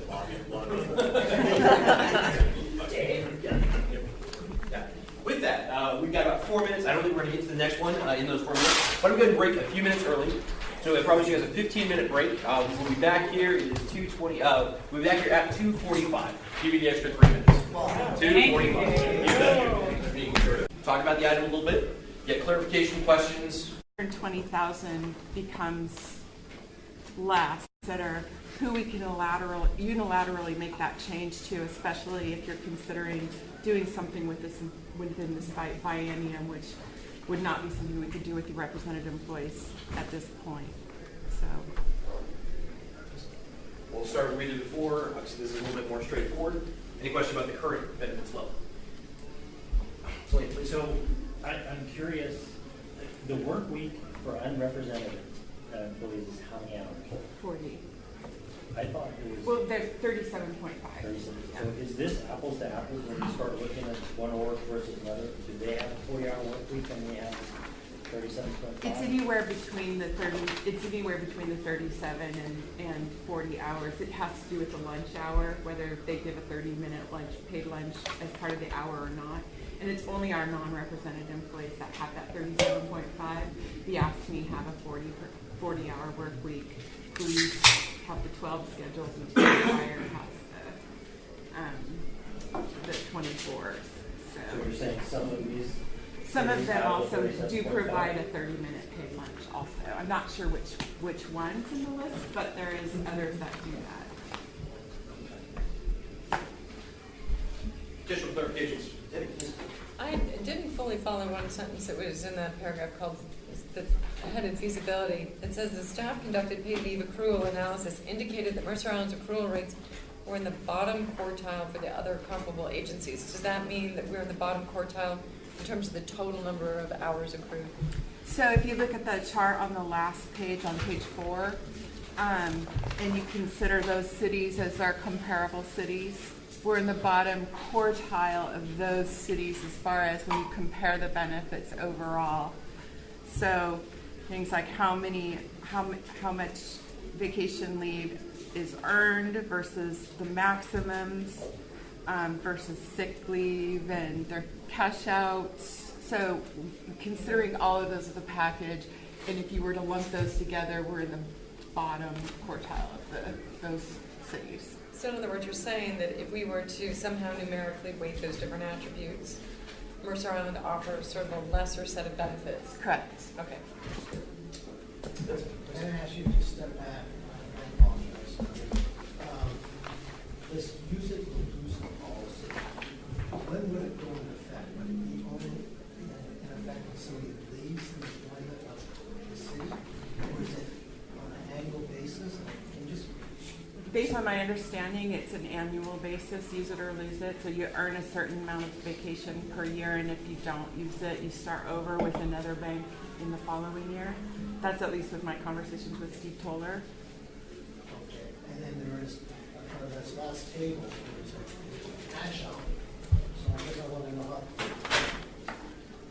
there's a cash out portion, right? So if you terminate Right. your employment, you can cash out up to a certain dollar. Correct. So our cash out upon termination is up to, for unrepresented employees, is up to 240 hours.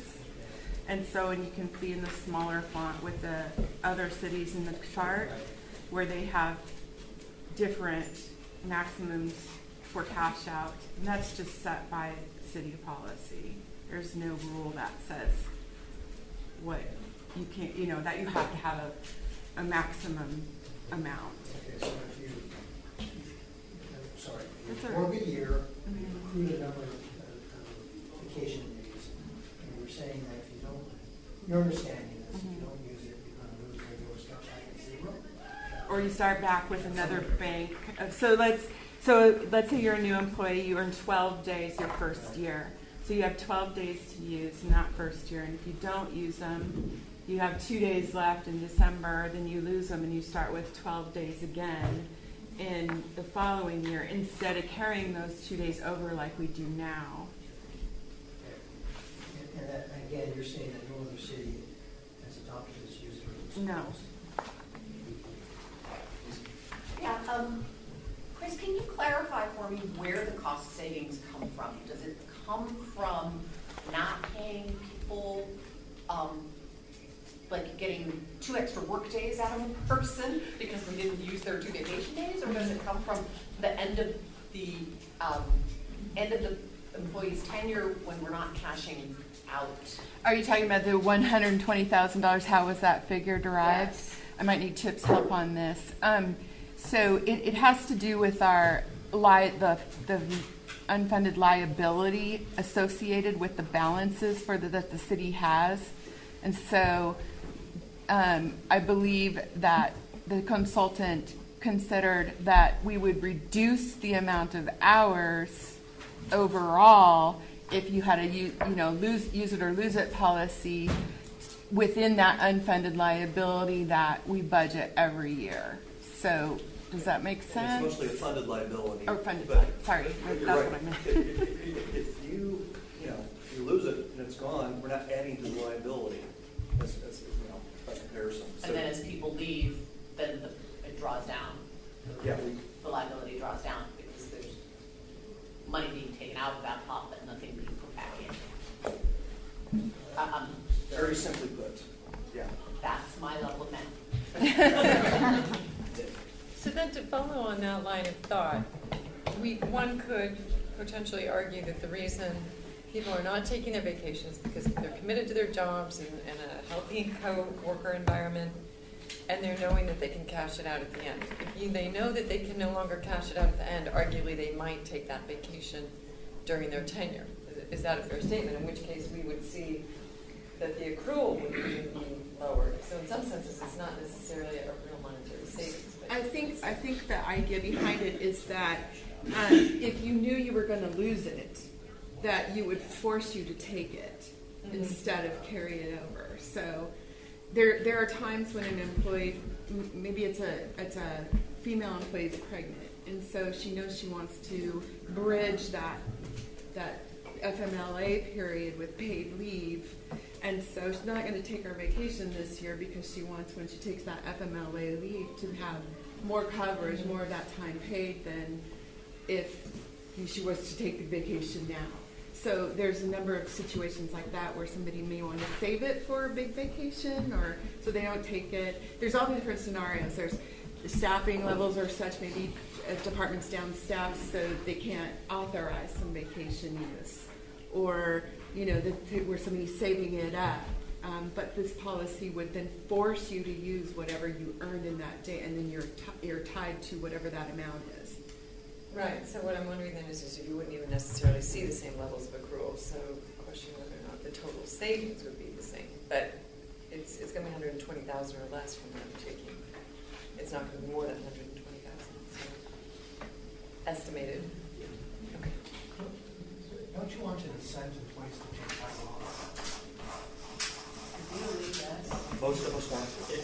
Yeah, I mean, most employees want to.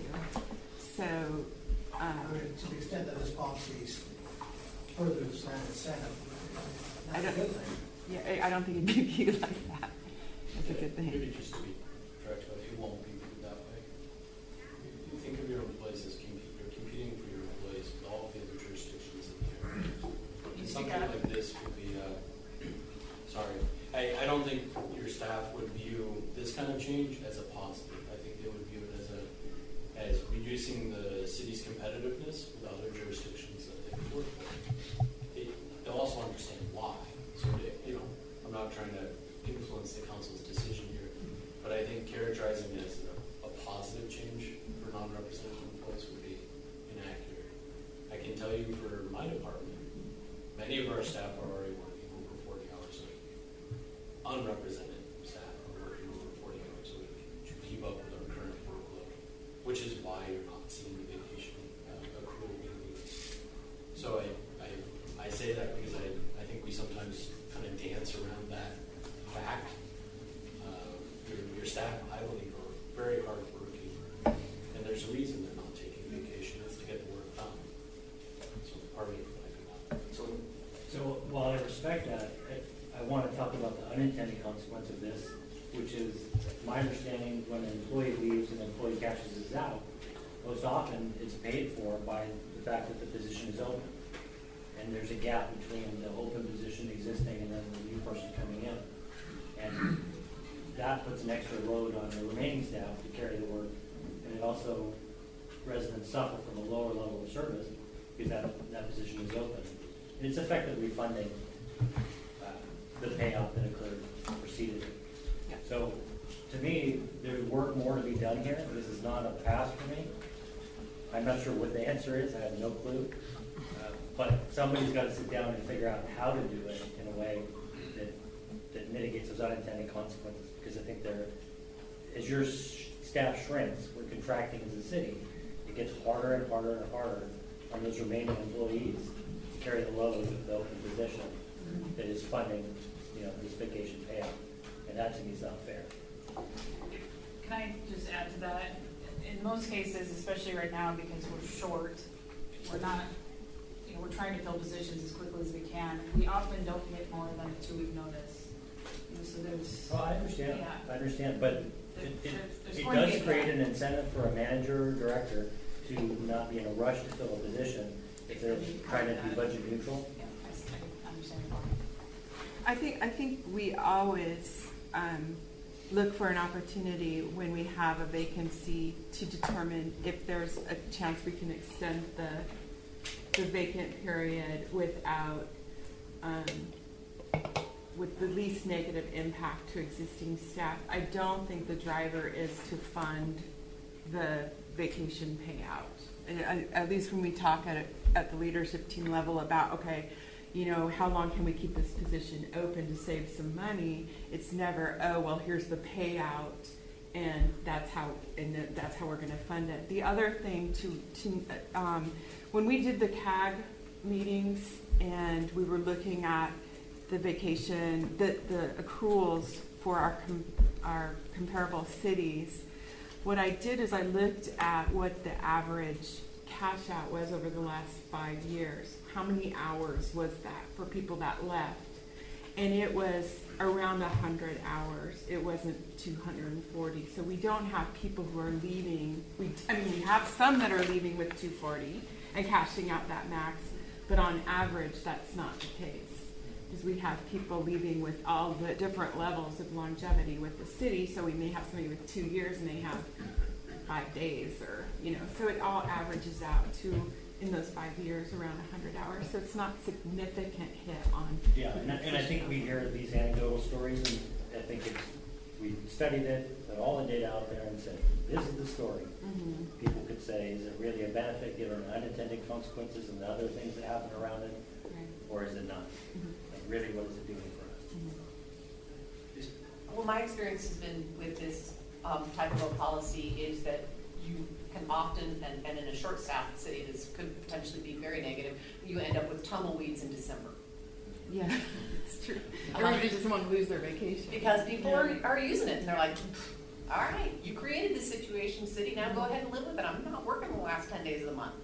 And I don't know that that's really a good result, but I've seen nuanced ways of doing something like this, though, where you get a 2-year chunk, so that, if you have the family medical leave issue, that is upcoming, you can start to plan for it.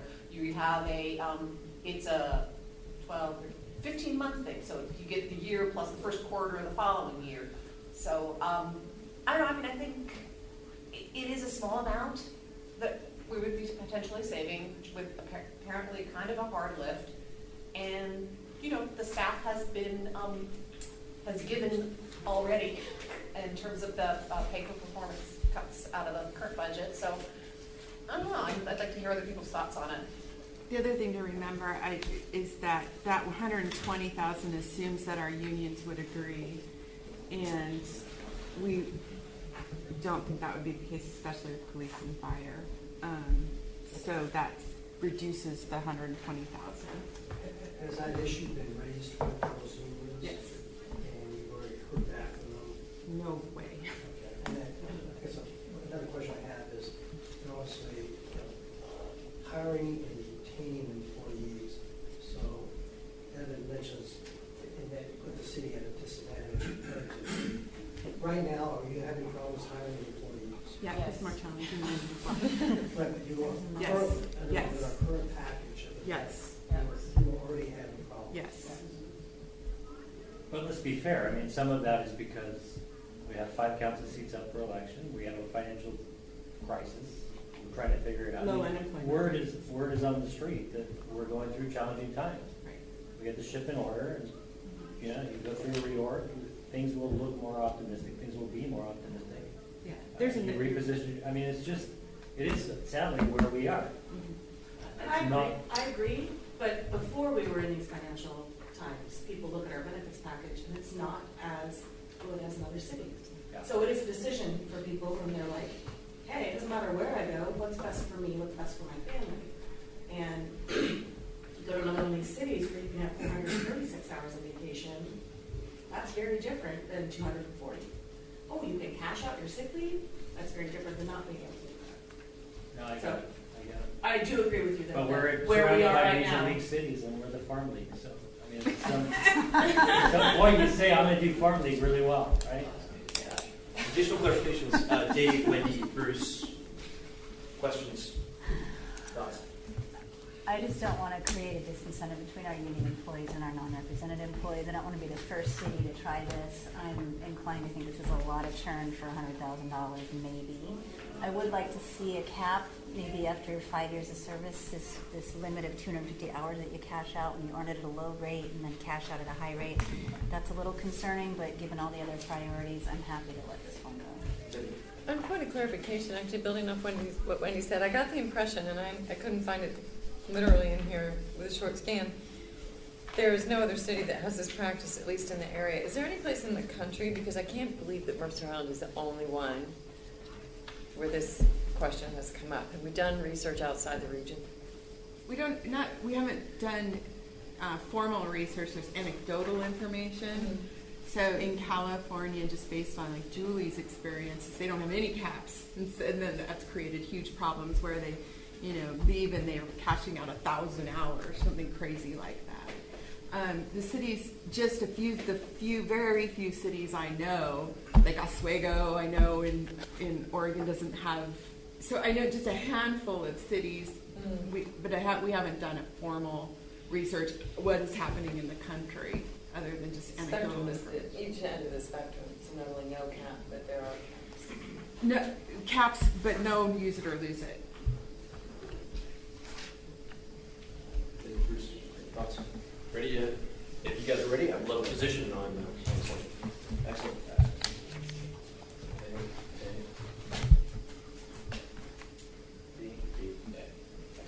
Bruce, any comments? No, Did capture? Yeah. Bruce, I said it. Capture. Fantastic. Wendy, any comments around your? Nope, I'm good. I said my piece. Dave? Yeah, I don't know that we asked the right question when we set out on this one, so it feels like we're trying to solve maybe a problem that doesn't have a solution to it. We should maybe be asking a bit of a different problem, or a different question, or Not the right strategy. That's Just seems to me that the risk, the difficulty in getting this strategy adopted isn't worth the potential savings. And I am concerned about staff morale. The savings doesn't seem justified for this strategy. excellent. Chris, did I give you anything additional on this one? Good. Perfect. All right. With that, we'll move over to you, fire department. Our strategy number 19: eliminate brownout one fire station. Kelly, are you ready to vote on it?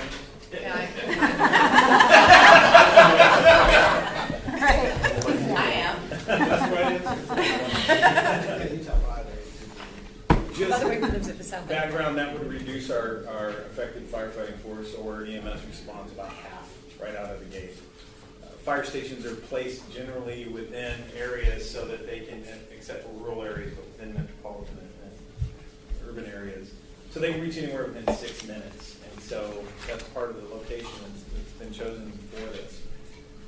One of the biggest problems is response times. So if that station were to be browned out, anybody south of 44th, you're automatically going to have an additional 4 minutes before we get to you. That's because from Station 91 to that area, which is the north end of that southern border, it's 4 minutes. You want to go down on Avalon, you're probably looking at 12 minutes. And that's if Station 91 is available, because now we only have one station. He's not on the council anymore. Yeah. Fire trucks down there. Okay. Just worry about the north end. So you're looking at incredible response times, and if 91s isn't available, the first station in is going to be probably from Victoria, maybe Eastgate, maybe Seattle.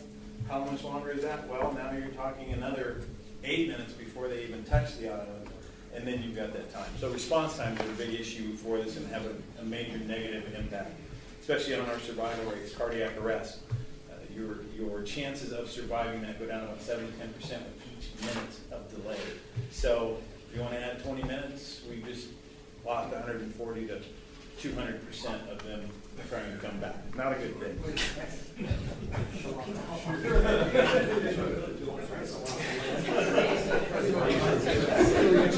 The other part of this that would be impacted. Can you put more positive I'm just giving the facts. This is just factual. Positive about that. The other side of this is we are signed on to an automatic aid interlocal agreement, or an ILA. This would cause it so we have to withdraw from that ILA, because within that we can put in language that members who have signed that, and now there's only one fire department in the entire county that has not signed on to this agreement. You cannot reduce staffing as a result of this agreement. So therefore it could be seen if we cut our response in half that we are relying on other jurisdictions to supplement us. They're paying for our fire and EMS.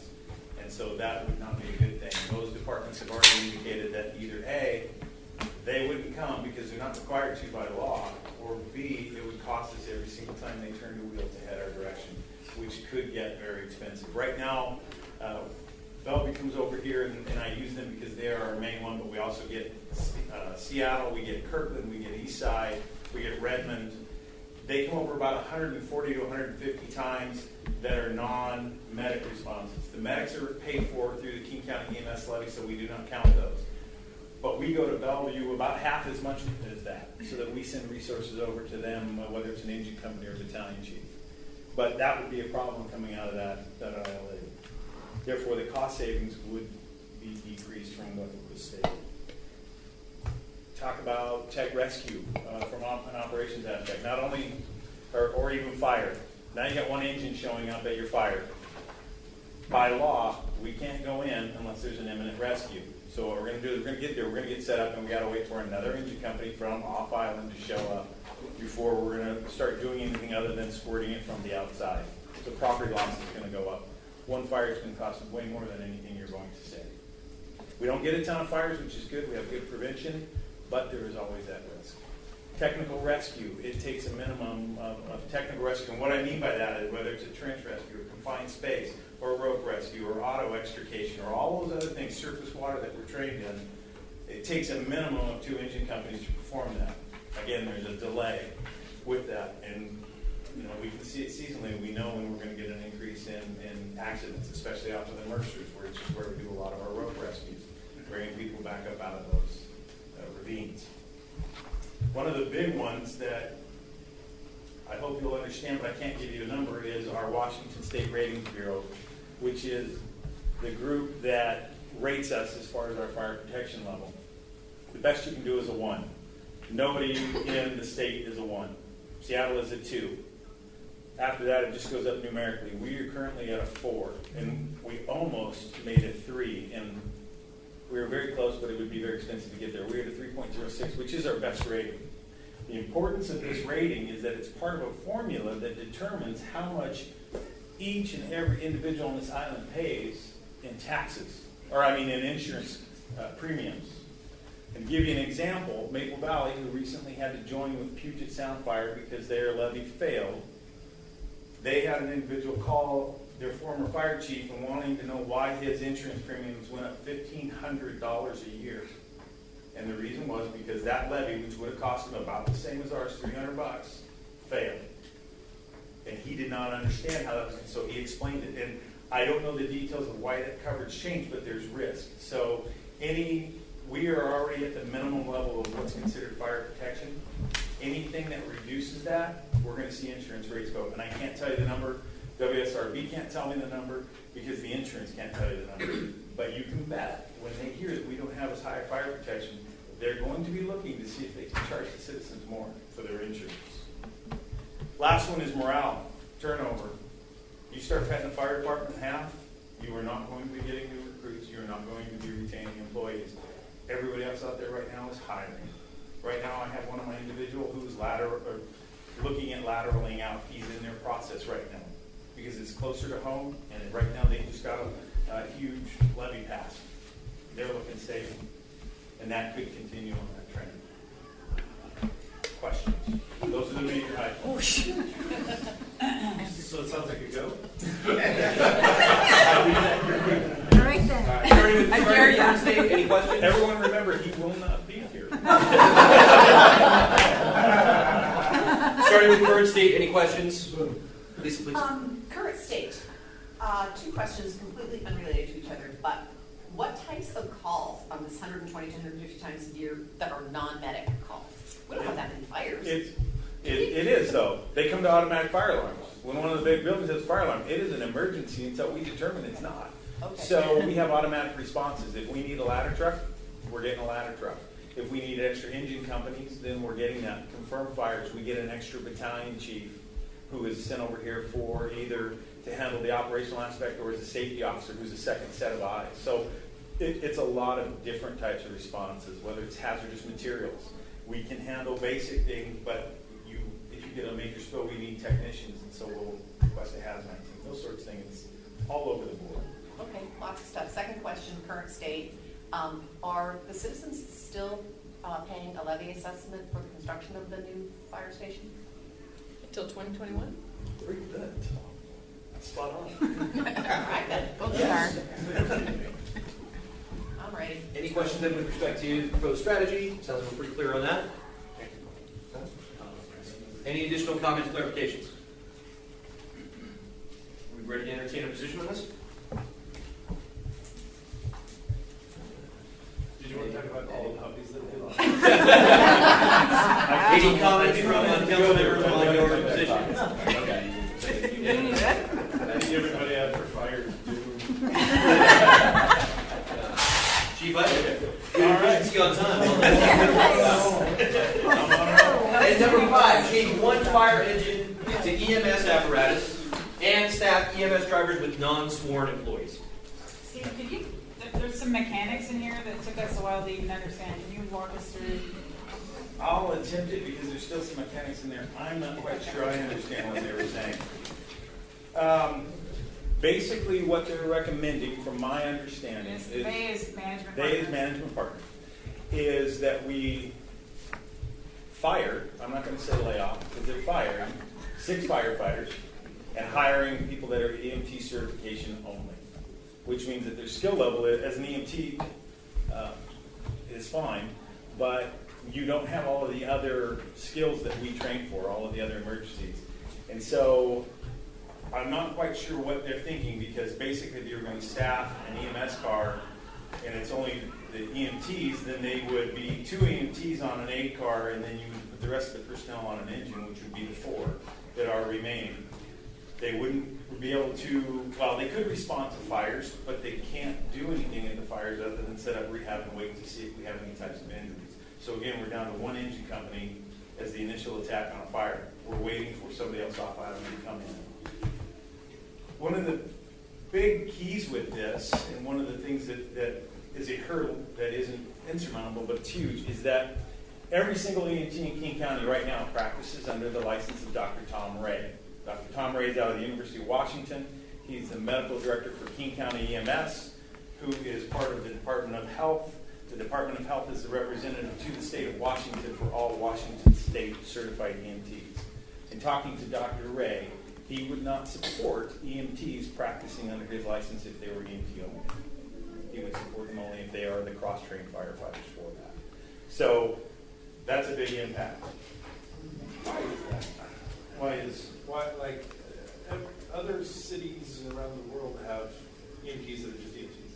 Because you live in King County. King County is world famous for its emergency medical services. And so one of the things is that tight control on the EMTs, their level of training, their certification, how they're recertified. And so we are different than a lot of areas, although there are places all over the world that have set up the structure exactly as we have to follow that model. So we have a very high level of service standard.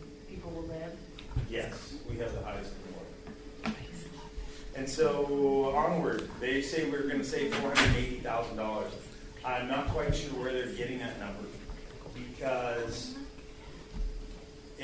for the firefighters that would have to be fired, their total salary is $464,000 less benefits. Even with the benefits, it's about 158 ballpark. So if they say we're going to save 480, that means they're planning on paying 6 people about $140,000, including benefits, and I just don't see how you do that in today's age. On top of that, they would come in as non-union, non-represented employees. I talked to my union president and said, how long until they become represented? And he let me know that they will have them by the end of the first shift. They will be represented by Local 1762, and you can bet that their wages will be a lot more than what we hired them for, because they will have to be negotiated. So it's a problem. I don't see anything good, in my own personal opinion, coming out of this. I think we are very well staffed to handle the calls that we handle. Any questions on current service levels? Do you want to Current talk state. about puppies? And I guarantee they'll take puppies back. Actually, it's not a question regarding what the chief was talking about, but I guess it may have been more of an editorial comment, but it really caught my eye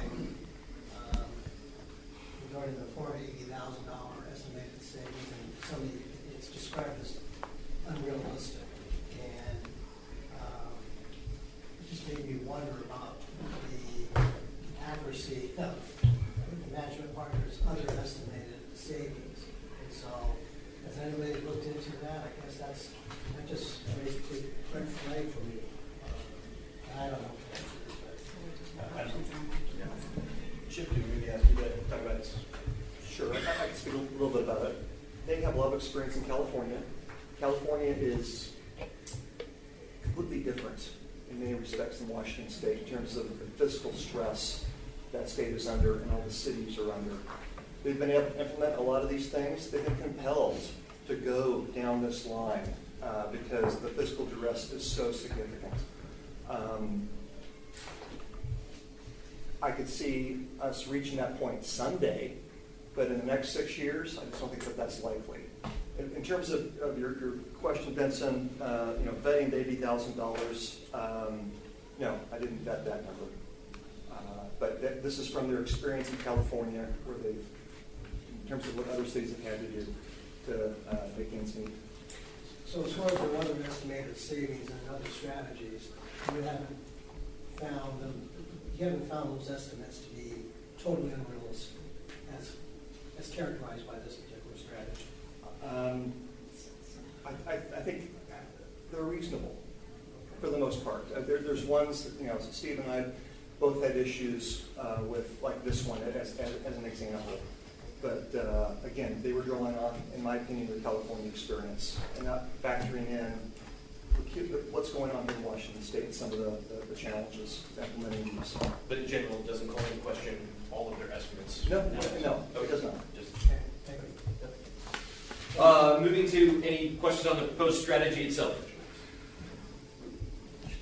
Okay. With that, obviously, we mentioned several right in there, certainly union, right, collective bargaining pieces around this. So there are external considerations, and certainly level of service afforded to us by even the authority to practice medicine under here in the health. Absolutely. Okay. So I have a comment, and that is, I get a little bit concerned when there's a number in this packet, and yet we don't have staff confidence in the number. So the extent to which you feel that exists in some of these other summaries, I would encourage you to speak up. And I think it makes it very, very difficult for us. I think, as Benson alluded to, you start to wonder, on what to do. I'm making a decision, it's a preliminary decision based on a conversation here and the data that I have in this book, and when there's concern about the data in the book, that's one of two major factors. So I think I'm sorry. Good point, and that is why we're hoping to prioritize those that require further study so we can get the number drilled down more so than it is. Yeah, and I think if we were to do analysis on any of these, and we get into it and we realize that this is 20,000, 50,000, it's not a big, huge thing, that's coming back to the council. Like, Do you really want us to go down this path? As an example, I might vote A because nobody can tell me how $480,000 is there, as opposed to B, to go study it more, because I question the whole. Validity. Yeah. Yes, thank you. So just a little bit of a concern there. With that, any other clarifications? We're ready to entertain a vote, sir?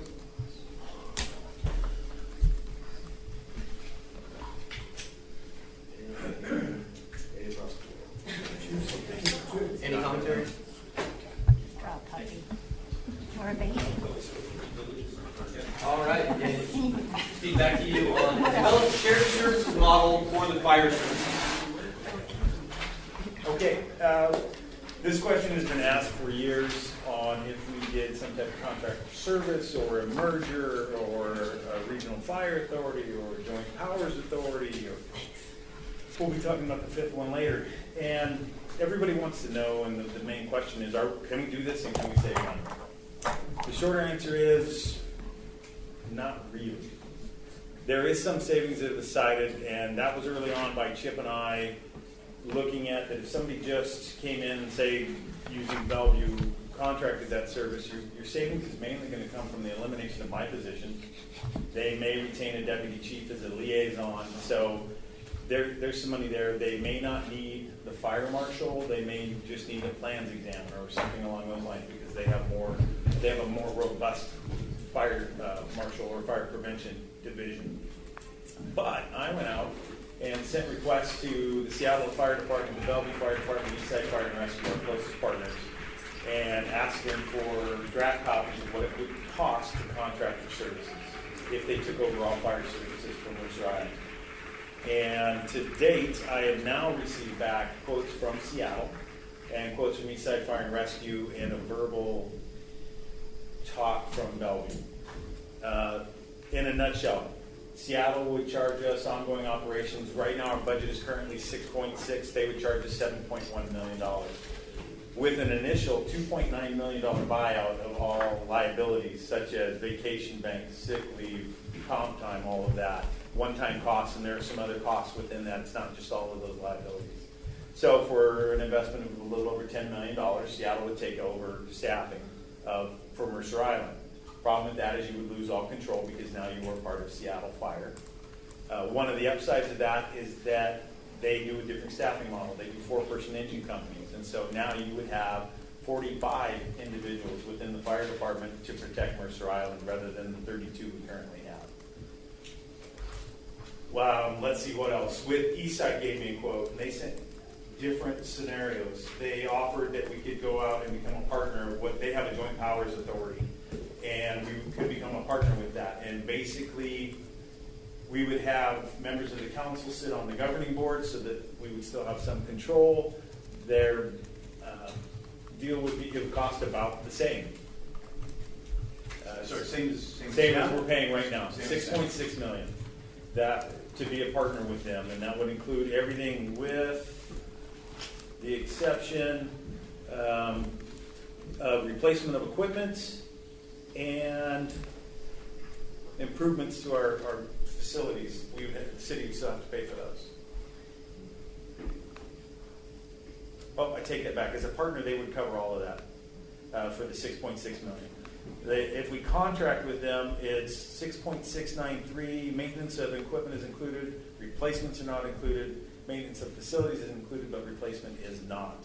That would cost us actually a little bit more than being a partner due to some staffing issues. And then there's a third scenario that is actually down to $6.279 million. That is basically the same as the other contract. That just varies on time. I was told that if we could make this happen in the next 6 months, that they have places for our battalion chiefs currently, and we would just slide on in and become members of Eastside Fire and Rescue. If it takes more than 6 months, then they wouldn't have places, and therefore we'd still be paying. It would cost more contract-wise. They wouldn't get rid of any employees, but the city would still be paying that in that contract fee. One of the caveats to this is when Bellevue heard I was looking at Eastside Fire, they said, we're not coming anymore. So now, again, we're back to, okay, we belong to Eastside Fire. But our next unit off island is a minimum of 8 minutes away at 60 miles an hour on I-90. So now we're looking at response times again. So you can look at that as a decreased service. And where's that coming from? East Side Fire is coming from downtown Station 73, right by the parking lot. That's their closest engine company to us. Issaquah. Out of Issaquah. Bellevue said they would no longer come because. Because they would be mad. I think they would end up coming. Bellevue really wants to partner with us. They've looked at it for years. The problem is we've never gotten a strong commitment out of it. When I first talked to Bellevue, they were enthusiastic. They were going to give me quotes. Their finance person ended up going back to the National Fire Academy for the last 2 weeks, so they haven't gotten it. So they just plugged this into their current formula that they use for all their contract cities, Newcastle, Medina, Clyde Hill. With that, we would pay $1.5 million more for the exact same service we have right now, with the exception that you would only have a deputy chief, you would have a fire chief, and you would be under Bellevue's contract. So you would get a bill for how much fire service is going to cost either annually or biannually. I have since again talked to the fire chief, and he's started looking at it a little bit more in depth. They feel that with some exchange of services, such as they are looking to get a second battalion chief, therefore they would utilize our battalion chief, who would then move off island and probably be stationed out of Station 2 in Eastgate or Station 4 down in Factoria. Fire marshal, training officer, there are just some things he thinks he could get close to what we're currently paying. So in other words, we'd still be paying about the same amount, and we wouldn't have any control. It's not a wonderful picture. So I leave it up to you. See, question for you. Yes. 3 for 3, all right. Yeah, no kidding. Big asterisk on this question. I know this is considered like the all-in, right? We would totally outsource. Is there any opportunity to look at an efficiency in a smaller bit? Like I know we have fire marshal paid part of a fire marshal position being performed by overtime because we don't need a full-time. And we are currently looking at those from the training office and the fire prevention or fire marshal's office. We're looking at some opportunities that might be there, but that all has to be negotiated. Right. So there is cost associated with that. I don't know if long term if there are a lot of savings, but we are talking about all of those aspects. So smaller scale opportunities, not the whole. Yes. And that assistant fire marshal is supported by fees? Our current fire marshal, yes, everything that his wages he earns are paid for out of fees. And so there is not a cost per se to the city for that work. You know, one of the things we looked at was we have contracted for 25 years with Redmond for apparatus servicing. And Redmond has started to raise their costs, and then they decided they wanted full cost recovery, and it jumped from, we paid $96 an hour for the mechanics in the last year. When we were doing budget development, they quoted me 106 and then came in and said, we need 145. And I held them to 106 for that contract, but now we're going to be coming in front of you council with a new contract because we're going with East Side Fire and Rescue because theirs is going to stay at 106 less inflation. So we're constantly looking at ways to partner with other departments for services we cannot provide ourselves. So is there any economy of scale in merging with another organization in terms of promotions or growth for employees? Or There are, if we go to a larger organization such as Seattle or Bellevue, they can become medics. They can go on to ladder companies. They have promotable positions that are driver operators where we train all of our firefighters to be trained driver operators. So there are those opportunities, and it opens it up to, yes, there are more promotions because there's a larger officer corps. and we still have the same level of service here on Mercer Island, right? Yes. So it's just a matter of being part of a larger Yes. entity and then not so many overtime costs, or maybe Well, not? there, with the overtime costs, then the big issue comes, how do we bargain this? Because I can tell you, our union does not want to become part of Bellevue's union. They don't want to become No. part of that. One of the biggest factors is that Bellevue is now in their third denial of a presumptive illness. And so the union has had to fight with that, and they've had employees that they have let go for reasons that the union didn't feel was fair. And so there's a much larger bureaucracy over there. and they feel like they're treated much better by Mercer. There's a contentious issue between labor and management over there that they don't recognize here, so that's primarily what. That and the fact that there's always a concern in territory, right? You get swallowed up by a bigger union, how do you fit in? I guess listening to you, Steve, I mean, actually, after reading this, I think there's a lot of positive things that are mentioned here that you didn't mention.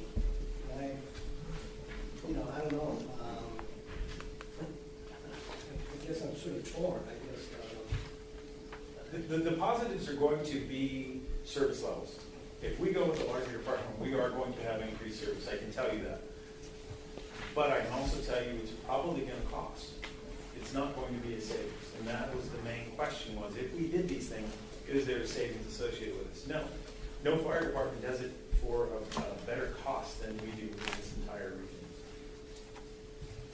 One piece I'll harken back to in the video this year's same thing about which biennium does this fit in? Steve, if you had to give a guess, right, Steve, what would be a structured and formal way to make a change? I would say it would take, if we got it on a fast track, it would take the next 18 months, so it would be in the next biennium that we would start seeing this. Debbie? One interesting administrative piece that came up in here, it said, referring to both the JP and the Regional Fire Authority, which I think covers both Seattle and Eastside, in terms of the examples that you... No, they would have to agree to it. Well, that's my point, is saying that both of those were under one of those two models. It says both models require at least two agencies to participate in order to be formed, and an affirmative, simple majority vote from the citizens of the participating jurisdictions. So if we were to join Seattle, would Seattle have to vote, Mercer Island vote? If we were to join Eastside, would Mercer Island have to vote? No, not for the contract, only if we did it through a regional fire authority or for a joint powers authority. Okay, because Eastside, you said one of the quotes was a joint powers authority. It is currently. Actually, but they have the power to contract with different cities, the way that they are set up. And that's one of the joint so powers would we have to authority. vote then? Yes. Okay, so our citizens would vote this? No, I'm sorry. No, they would not, because it's an existing joint powers authority. That's just for the formation. Oh, okay. So is this then, let me clarify, how would we make the decision to move forward? Would this be a vote of council or a vote of the people? It would be a vote of council. Whether or not you want to contract out fire service. Just that. All right. And you Questions should have that choice if you want to send. on current state, current service level. Okay. Moving to the proposed strategy. Any questions on the proposed strategy? Any additional pieces? Obviously, rate negotiations, and this is clearly dependent on external rate pieces for it. Yes. And again, I will say we do not have the final numbers from Bellevue. So I can't tell you if that's a good deal or not. So, just out of curiosity, you've given us some options. None of them sound like they solve a particular fiscal problem. Just within your department and what you see in the next biennium, do you see any sort of optimization, efficiency that you can gain? And what might that number be in the city? A lot of it is going to be. And I'm saying keeping the department within your control, not some sort of partnership or joint agreement. If it stays as it is, what might we expect in the next biennium in terms of savings? As far as optimization of services or savings, I don't see it. I think we're at a minimum. We're already at the minimum. We're already about as efficient as we can be, unless we contract it out the fire marshal's office, which again, there's a cost associated with that, but yes, we could do that. Or if we contract it out for training services. But even with that, I don't know if there would be a savings because the training officers we have are right now a lieutenant and a firefighter that have a budget and they will do training officer work on overtime when they're not on shift. And Steve, isn't it correct that one of the things that we do on a cyclical basis is compare overtime costs Absolutely. with staffing levels to see if at some point we will reduce overtime by adding firefighters? We do that every 2 years as we go through and we say, okay, if we added 3 firefighters and plugged them in, what would that have saved us? And every time it's cheaper to pay the overtime. Or that number is getting closer, but it has always been cheaper to staff with overtime than staff with employees. And the thing is, employees are a fixed cost that you know is going to escalate. Overtime is up and down. And the next study, the next time. The next time was for this year, but we have not completed that because Julie had set aside money for a staffing study for the department from a third party. So back to, I guess, Salim's question, is there, and you and I talked about this a couple weeks ago, is there any merit to doing that, staffing level of service? I would say yes, because it's going to answer a lot of questions that we do. I've had more time to think on that, and I do think it's something that we need an answer to. But it's kind of a double-edged sword. What happens if it comes back and says, I need 34 firefighters rather than the 28 I have? Steve, just one thing. If I remember right, wasn't it 18 and maybe even 17 were kind of anomalous in terms of the amount of overtime?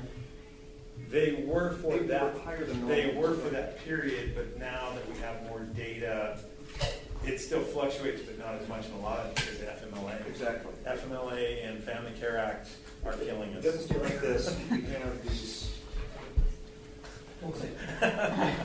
It's just it's unfunded overtime. So I didn't ask this specifically, but I thought you might speak to it.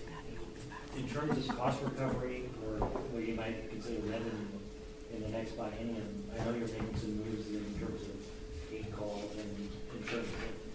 Do we expect to see any additional offset against the current cost that would be new in the next biennium? Some of the things that you're doing? We've done EF recovery.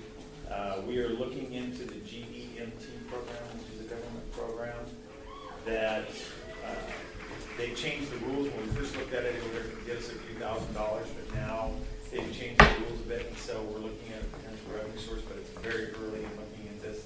Early estimates, it might get us another $70K. But there's a few things. I'm sorry, what was the last?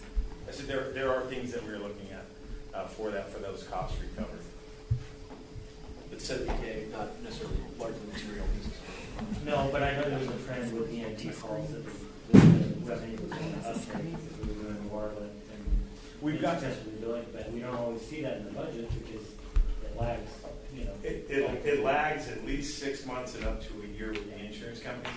We are seeing a slight uptick in that, and especially now that we're getting more assisted living facilities that are opening, that we're expecting anywhere from 100 to 300 calls generated out of that. So we're hoping to get a better recovery. And then this GEMT program that I'm speaking of is designed to help get funds reimbursed for some of those calls that don't qualify right now, especially Medicare or Medicaid. Yeah, and the reason I asked is I assume with any sort of mutual aid or partnership, that revenue goes with the contract. So absolutely, we would pay what they're quoting us, but we would lose the benefit of the revenue. That is correct. How would that be treated? If we became a partner of East Side, our revenue transfer would be $720,000 because they would also take our BLS allocation and our transport revenue. And the price they quoted you, is it net or gross? I mean, they take that and do they take it into account or they just take it? They included that that's what it would cost the city. It's a gross 6.6. Yeah. For getting that. Okay. And I worry about going too deep in the weeds, so you can throw this one back out if we are. But when you were talking about cost recovery and you were talking about the coming online of some new assisted facilities, there's a per bed fee. Is that per bed fee annualized, or is it almost like an impact fee? Let me jump in here. Okay. That EMS, you have an EMS utility fee, Mm-hmm. right? And it's part of everyone's utility bill, and that is tied to relatively a fixed cost of 4 firefighters, all right? Mm-hmm. And so temporarily, when new facilities come on board, there may be a temporary blip, but when we recalculate the charge, factoring that in, it drives everything down so we collect the value of 4 firefighters. You see what I'm saying? So it's distributed over a larger base. Yeah, okay, exactly. Okay, just a quick question, and then we can maybe take this offline. I want to park it, but then it becomes something like impact fees. At what point does the next facility trigger the need for a 5th person? And I think that's what I would want to understand. Yeah. Okay. And we don't know that. We don't know what impact the light rail is going to have. We're not sure how many calls we're going to be running there, and if that's going to have an impact on us. But all of those things, we do keep an eye on that. There may be an opportunity for Sound Transit to come up with an impact plus responding to their problem. I don't want to keep us on time. We've got another set of big issues coming up around this one. Additional questions or clarifications around this one specifically. Again, if you have additional questions, I'd encourage you to vote B on this. If, however, you feel like you can actually entertain an idea around this one and come up with a position, I would offer up and get a position from the council on this one. See, he's trying to make me not be really sweet. ABCC. Okay. At the risk of triggering it into voting. Voting B. We'll keep following that. If I could, just. Please. Speak. I don't know if I speak for others or not, but it's a light B. Clearly Steve's, light in the sense that Steve's B clearly got it. Actually, no, B plus. B plus, yeah. Yeah, close to an A. Yeah, because it's, clearly we've already got a bunch of stuff going on. I don't want that to end, this process to continue, but I'm not asking for you to go off on a different. Bruce, you didn't have a memo? And toward the end of this, we will get to the prioritization of this, so hopefully this will be one that maybe is less prioritized than And I am very comfortable with how that went because I think there is more to explore. I just wanted to give you that overall because there is potential for greater service. There isn't a lot of potential for greater savings. That's kind of the differential. And Steve, could I ask you to talk about number 8? Establish the new fire district. Floor fire services and transfer fire services to the new district. So they put it out. It's a fire district, and basically the main idea behind that is it's more transparency for the public. They know what it is that their taxes are paying for. They know how much fire services cost rather than it coming out of a general fund. The municipal fire district is fairly new. I think it just became law in 2017, so nobody else has done this. So we could be on the bleeding edge. Because that's where we love to be. Again, it's one of those items that you would not see a change. The public would not see a change other than they would have a bill from the King County Treasurer that says this is how much you're paying for fire protection. That money goes to the treasurer, and then we have to allot that to our budget and establish that budget. This is a vote of the people. It is a simple majority if you are only going to base it on assessed value for the levy funding. If you want to do a fire benefits charge, which then takes commercial properties or people that are at higher risk, some of the homes that we have on the island are larger, they would pay an increased amount under that fire benefit charge because they require more fire protection. That one, if you end up doing a fire benefits charge, requires 60 plus 1. You also have to elect fire commissioners. And so during the same election that you go out for the fire district, fire commissioners are elected as well. And I believe it would be, for our population, 5 fire commissioners. There is nothing that says that you can't be a city council member who does it, but you have to run for that election as a fire commissioner. Benson would do that. He would do both. But this one also requires a reduction in the city's property tax. Yes, this does by law require that you would back out those taxes currently collected for the fire departments, and then we would be our own taxing authority. And then you do have to stand up your own finance, HR, IT. You have to contract for all of them. Yes. So it would, on the one hand, it would create capacity within the city because they wouldn't have to provide that to us. It could be a potential revenue if we contracted back with the city, unless we could find it cheaper. Because I need it for the But city. you'd negotiate hard for that. Yeah, absolutely. I put my union on. But again, as far as the delivery of services, it's not going to be different from what we currently have. It would not be, and if we wanted to change that, say at some point we felt the call volume was to where we wanted a dedicated aid car, then you go out to the voters for renewing the levy and say, this is how much it's going to cost, and this is what we're utilizing to pay for, and then the voters vote on that. You just said renew a levy. I thought so you don't vote once and done? Yeah, it is. It's, For the- you go out for a levy. Yes. Oh, you got four For in a levy. levy. Yes. He did say renew, but it was. Sorry, Okay. yes, yes. I'm, the initial levy that creates it is what I'm talking about. Gotcha, okay. And the union's okay with this one, apparently. The union, yes, they said, I have gotten unofficially that they would support moving to a fire district. Lisa, you have a question? Yeah, I can't see the point. I mean, it's, and I'm really having to question these blue and white boxes that management partners put in there, because they say, fiscal impact is significant, but, and I guess you have to read that as fiscal impact to the city significant, but fiscal impact to the public is neutral. So, like, I don't see the advantages. Well, and I think it's, the fiscal impact to the city, this doesn't alleviate the general fund. This doesn't help the give us more dollars in the general fund. So how can they even say the fiscal impact is significant? I guess, they're not here to answer that, but. Because we don't have to carry the burden, the city wouldn't carry the burden of the revenue. It's because the scope of the engagement was impacted general fund. That's it. Yes.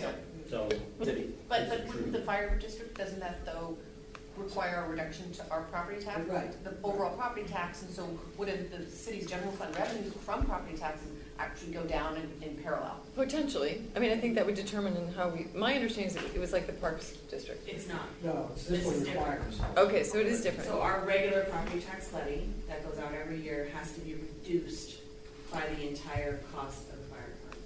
Okay. If you transfer it. So basically, the city's taking it from the taxpayers here. There's a new district. The district's now taking that, and Okay. we aren't taking that. Right, and so, but that would have been one of the variations with the Parks District. But I think, It's different. to me, what this is it's a difference between, this is where words matter. Yeah. The city relative to the community being the taxpayer base, the city being the administrative unit that is represented here. So does it potentially, it takes something out of the city, but it still keeps it with the taxpayer or the community. Not necessarily. So yeah. Additional questions, clarifications? Ready for a position on this one? Fire it, Candles, Hey, please. hey, hey.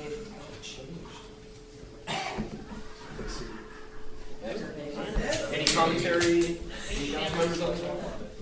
I guess my commentary is like, I'm not sure why we are forwarding ideas like this. It's like, I'll give you, there was a Saturday Night Live skit about the change bank, right? They can't give you actual money, but they can give you any denomination of whatever you have now. So they give you 10 tens for one $100 bill. And unless there's like a net difference either in the service level, or the amount of expenditure that we're doing, or something, I guess I have a question about how we would put things like this on the platter, because it feels like we go through a fairly robust exercise and say, well, there's no net benefit to the public, there's no net benefit to the general fund, unless I'm missing. Well, I think, frankly, I think it's good to have a discussion, because this particular issue, for instance, has been raised in the past, and frankly, I don't know if we really had that robust discussion about it, and this may be the first time. It's good to either say yea or nay, but I guess, so I think there's some value to it, but I get your point. It doesn't. Well, it's a new thing in Washington, right? And so maybe it's intended for not exactly this, and it's picking out the box. And we are trying to figure out whether or not there's different service models or not. This one. The good news is we didn't spend a lot of time on it. Actually, with that, we have a next block coming up. However, our time is probably going to be right in the middle of that, and Ed, I would love to give you proper time for this. I would propose we actually take a break until 4 p.m., revise our break that we have scheduled right now, and use that full chunk of time so that we can make sure that we actually finalize these items as well as just get to the other services in the memo. Any objections to that? Excellent. All right. With that, back here at 4 o'clock. We'll actually go back through. So starting back up with an entire block, Ed, I'll actually be giving you the floor for the majority of this. Just like last time, we're going to go through the exact same thing. So we'll review the item. As you have questions, clarifications, we'll go through those. Then we'll entertain a final position on that. All right. Ed, our first one for police, reduce law enforcement specialized services. Number 22. give the overview of number 22? Yes. So number 22 has a number of different specialties in that discussion there. I've sequenced them, at least in my response, with the detectives, school resource, emergency management, and then the SOT. So I thought I might approach them in that order, and rather than reread what's already in the green, I'll just maybe highlight a couple things that may not be so apparent or that I may not have covered. So if we start with detectives, there are 4 detectives in the detective unit. One of them is the SRO, and the SRO is called out separately, so I'll look at the remaining 3 detectives in there.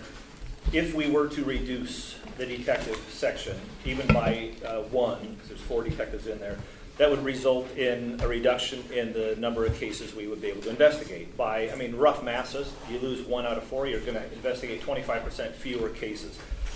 What we would have to do is basically shift our policy and have a policy that reads something to the effect of, we will only investigate higher level crimes, or there will be a group of crimes that we wouldn't be able to investigate. So these would probably be more the quality of life crimes, frauds, theft, malicious mischief. I asked our detective sergeant, what would we not investigate? He gave some examples of some thefts, a bike theft that got stolen. We spent some time on it and found it online, made an undercover buy of that bike, and lo and behold, the bad guy was there trying to sell the bike online.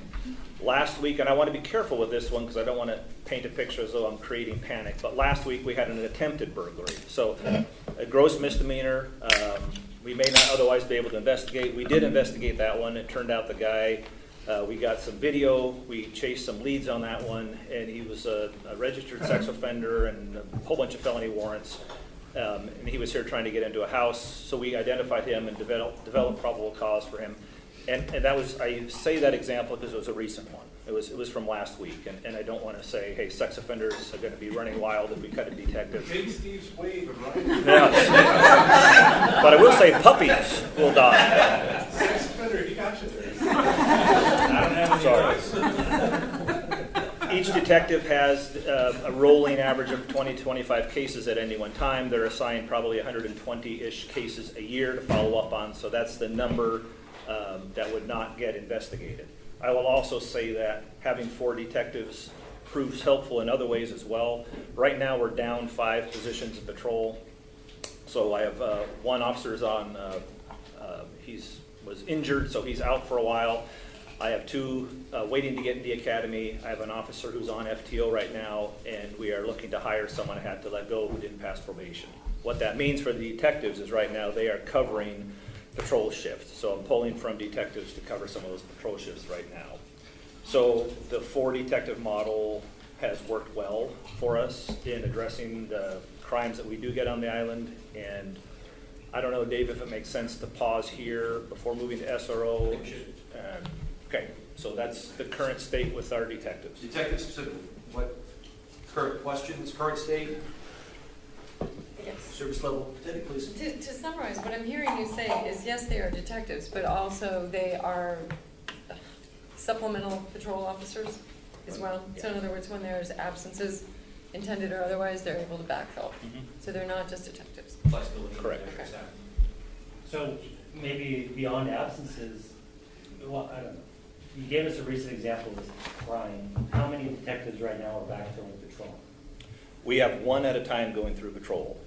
So they're each picking up a few shifts here and there rather than pull 1 out for an extended period of time.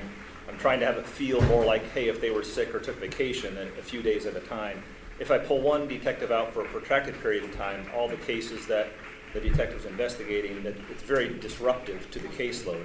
If they're gone for a few days here and a few days there, it's not as disruptive, but it still means that they're not working on cases. Yeah, and then you have people in the academy, and if people are doing those kind of stints, are they backfilling for that, or?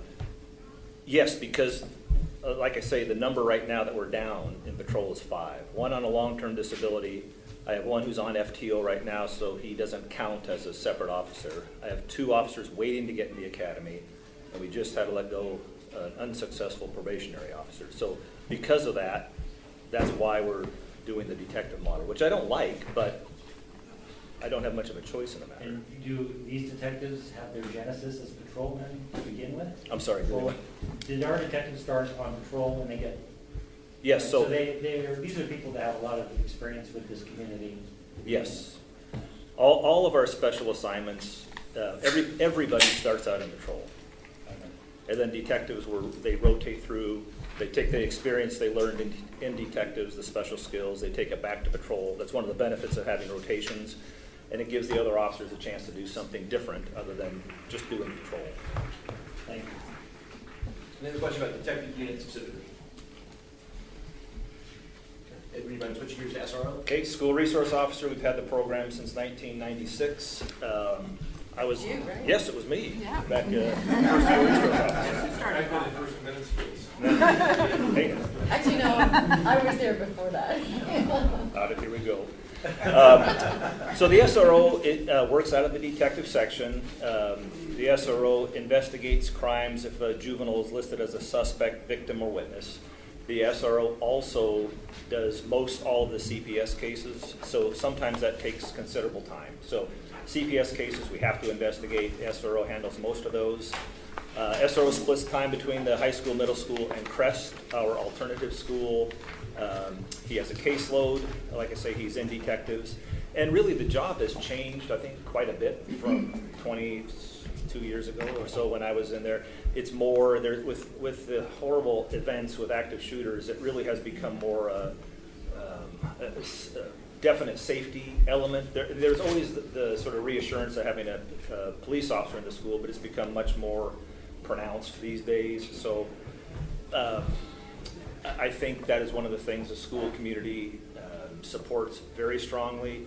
There's also the segment of our population, which is our youth, and I think having an officer dedicated to our youth makes a lot of sense as well. So one of the things you saw, you saw it in my response here, is the school district, there's a funky percentage that they pay right now. They pay 17% of the SRO's total cost. And you might ask, well, how did you get at 17? That's not a round number. When the program started in 1996, the school district paid $12,000. That's just the number that was decided at the time. And every so often, the number would get bumped up. And at some point, I said, rather than redo this ILA, what if we just put a percentage on whatever they're paying right now, just convert that to a percentage, and then as costs increase, or if there's a newer, cheaper detective, they could actually decrease if someone rotates in there who doesn't have the longevity the other one did. So it happened to be 17%. So they pay 17%, translates into about $25,000 a year right now. One of the discussions when I do surveys with other chiefs, how much do your school district pay? It's pretty normal to have the school district pay 50% of at least the 9 months that the officer's in the school. So some districts pay 50% total. A good chunk of them pay 50% of the 9 months the officer is up in the school. So that would bring in about another 30-ish thousand if we went down that road. So that's more a recommendation, at least for me, to look at versus cutting, I think, a pretty critical position, especially with these kids and what's going on in schools these days. Questions specific to the school resources officer? When? So how likely to get the school district to consider paying 50% in 9 months? I don't know. I don't know if I'm the right person to answer that one. I can speak to that. Julie and I met with the superintendent before Julie left, and this item was certainly on her radar. I won't say that she said yes, but she's aware that we're probably going to get the yes. So again, wasn't a yes, but she knows it's coming. Great. So, Ed, you alluded to it, but I just want to emphasize that SRO is really involved in helping educate our young people in terms of, distracted driving issues, vaping issues, drugs. Anyway, I'm very impressed with our SRO, and he seems to have a great relationship with the other counselor services. Yes. Agreed. Comments, questions for any school resource officer? Okay. And then special operations. We got emergency planning, emergency management here. So we have one FTE doing our city's emergency management as well as our city's crime prevention. So Officer Franklin wears 2 hats there. And in addition to managing the program, there are literally hundreds, and some of you are in the room here today, hundreds of volunteers, sincerely appreciated. And at the same time, that does take some management or oversight to make sure those emergency volunteer teams are functioning the way they should. So she keeps exceptionally busy. I say, you know, given our location, we have a unique location in that we're surrounded by water with bridges that can in fact go down if a really bad emergency came our way. So Jennifer's probably one of the busiest employees in the city. I mean, all the time going with lots of deadlines, reports that are due, and also helps in getting reimbursed for, we had a big wall down at the south end of the island that needed to be built, and she was helpful in getting reimbursement for that. I don't know if there's any more questions on. Questions, clarifications? How much time do you think she spends on emergency planning versus crime prevention? The vast majority is emergency management. Because she's in the police department, she's able to help. It helps a lot. She can recruit help from other officers. She recruits help from our Marine Patrol in the off season to do crime prevention talks. So, but the majority, good question. The vast majority is emergency management. And am I correct that she cannot cross over as an officer of? Oh, she can. She is a fully commissioned police officer. Okay. My most tenured police officer now. But yes, she is. And she does. She helps out sometimes. When you have 5 people left. So it sounds like a lot of her duties, or maybe not Officer Franklin per se, but there's a lot of things that are mandated, at least according to this staff response. So is there really any room to cut? I mean, we're thinking in terms of cut. I'm not suggesting it. I'm just asking the question whether or not there's really anything that we can cut because of the mandates that are required. Yeah, I don't see room, at least today. I mean, possibly down the road we can revisit that and circle back, but I think today she's got more than her hands full. And it's all required by federal law. Yeah, much of it is. So talking not only about emergency preparedness, but all of them, can you speak to this whole question of the timeline and then overlaying that with the question of union? So if you were to move forward with any of this, what level of assessment and what timeline for implementation? Is there a distinction between any of these particular roles and then the union element that is present? Okay, I want to make sure I understood the question right. So let's say we said, go forth and look at, negotiating with the school district, potentially reducing the detective staffing, and same for emergency preparedness. What would the timelines be? And I'm guessing it's probably different for the 3 different categories. And then also, the timeline would also probably be somewhat a function of union, I'm guessing. Absolutely. So one thing I did not mention, but all these positions in the police department are represented. So thank you for bringing that up. That is something that would have to be negotiated. And one of the guiding principles the council laid forth for staff when looking at any sort of budget reductions was, if there are going to be any reductions, to do them at least to the extent you can through attrition. And so I would look at when might some retirements be coming up? Are there opportunities to optimize a certain unit or program while still maintaining the integrity of that program? So it would depend on timeline. It would also depend largely on discussions I've yet to have with our city manager, because we just haven't had an opportunity to. So part of what you're saying is you would need to do sort of an assessment. I know Chief Heitman has done it in terms of retirements. I think you've given us some allusion. So there's a sense that you would want to go back and see through for lack of a better word, healthy attrition versus proactive cutting, that there wouldn't be the ability to reduce potential. There could be Could be. Yeah. Okay. But again, that would all be potentially, right, union. Yes. Oh, Yeah. Okay. Additional questions regarding emergency management, emergency preparedness?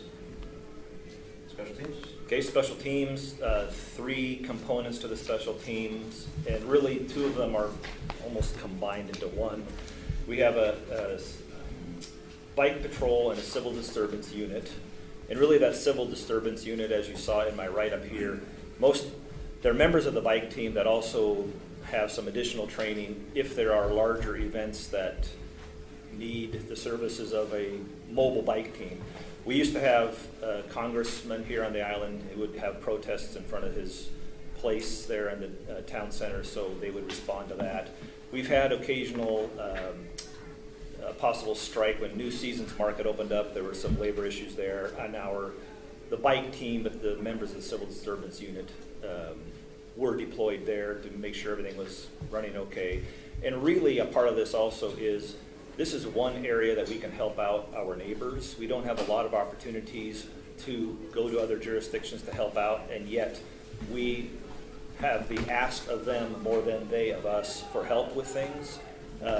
So we do on occasion go to different jurisdictions if they have a protest or something, and we're able to help out in those areas there.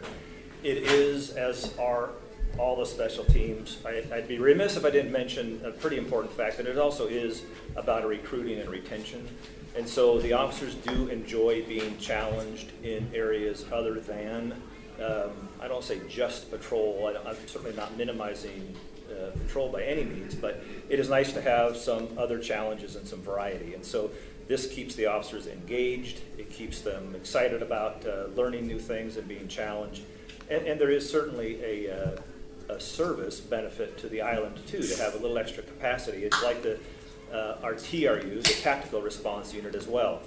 That is about $12,000 program, and all those officers have been to tactical training, and while they're not a SWAT team, it gives me reassurance that if there's an event, it doesn't necessarily require Bellevue SWAT team, but it certainly is something greater than the typical patrol officer can handle. Our Tactical Response Unit, and they like the word unit, but this team comes in and can help out. We've had a few cases, a domestic violence case, and the suspect wouldn't come out of the house. The Tactical Response Unit went, and we had Bellevue's hostage negotiator talk the person out. We had a strange incident at the south end of the island a while ago where an armed man was inside of a house over some payment dispute over some services, probably won't talk about here, but some services that happened inside the house, and the guy was armed, and so we called the tactical unit in to surround the house until the guy would come out, and he did. So that went okay. When we have VIPs coming to the island, we usually have the Tactical Response Unit tied into that. The Tactical Response Unit also does security assessments for our places of worship and the schools and our Jewish communities. So they will be the ones that say, hey, it's crime prevention through environmental design. They'll talk about different ways they can minimize some exposure to risk. When we have the train and the bus intercept coming, again, back to the bike team, I will have bike team officers there, and our Tactical Response Unit will work with Sound Transit Police and trying to get ahead of this thing and what are the things we need to be aware of. So it's not a huge budget. For the bike team is $5,800, and the Civil Disturbance Unit is part of that, so $5,800, and then the Tactical Response Unit is $12,000. So they're not large dollar amounts, but they do certainly help, as I mentioned, with recruiting and with retention. And when I interview potential officers, and again, that's probably the most important decision I make, invariably they always talk about, when I ask, why do you want to work for Mercer Island Police? They invariably talk about opportunities to do things outside of patrol, which is a good recruiting tool. It is also a good retention tool. I have lost officers to other departments that have more specialties.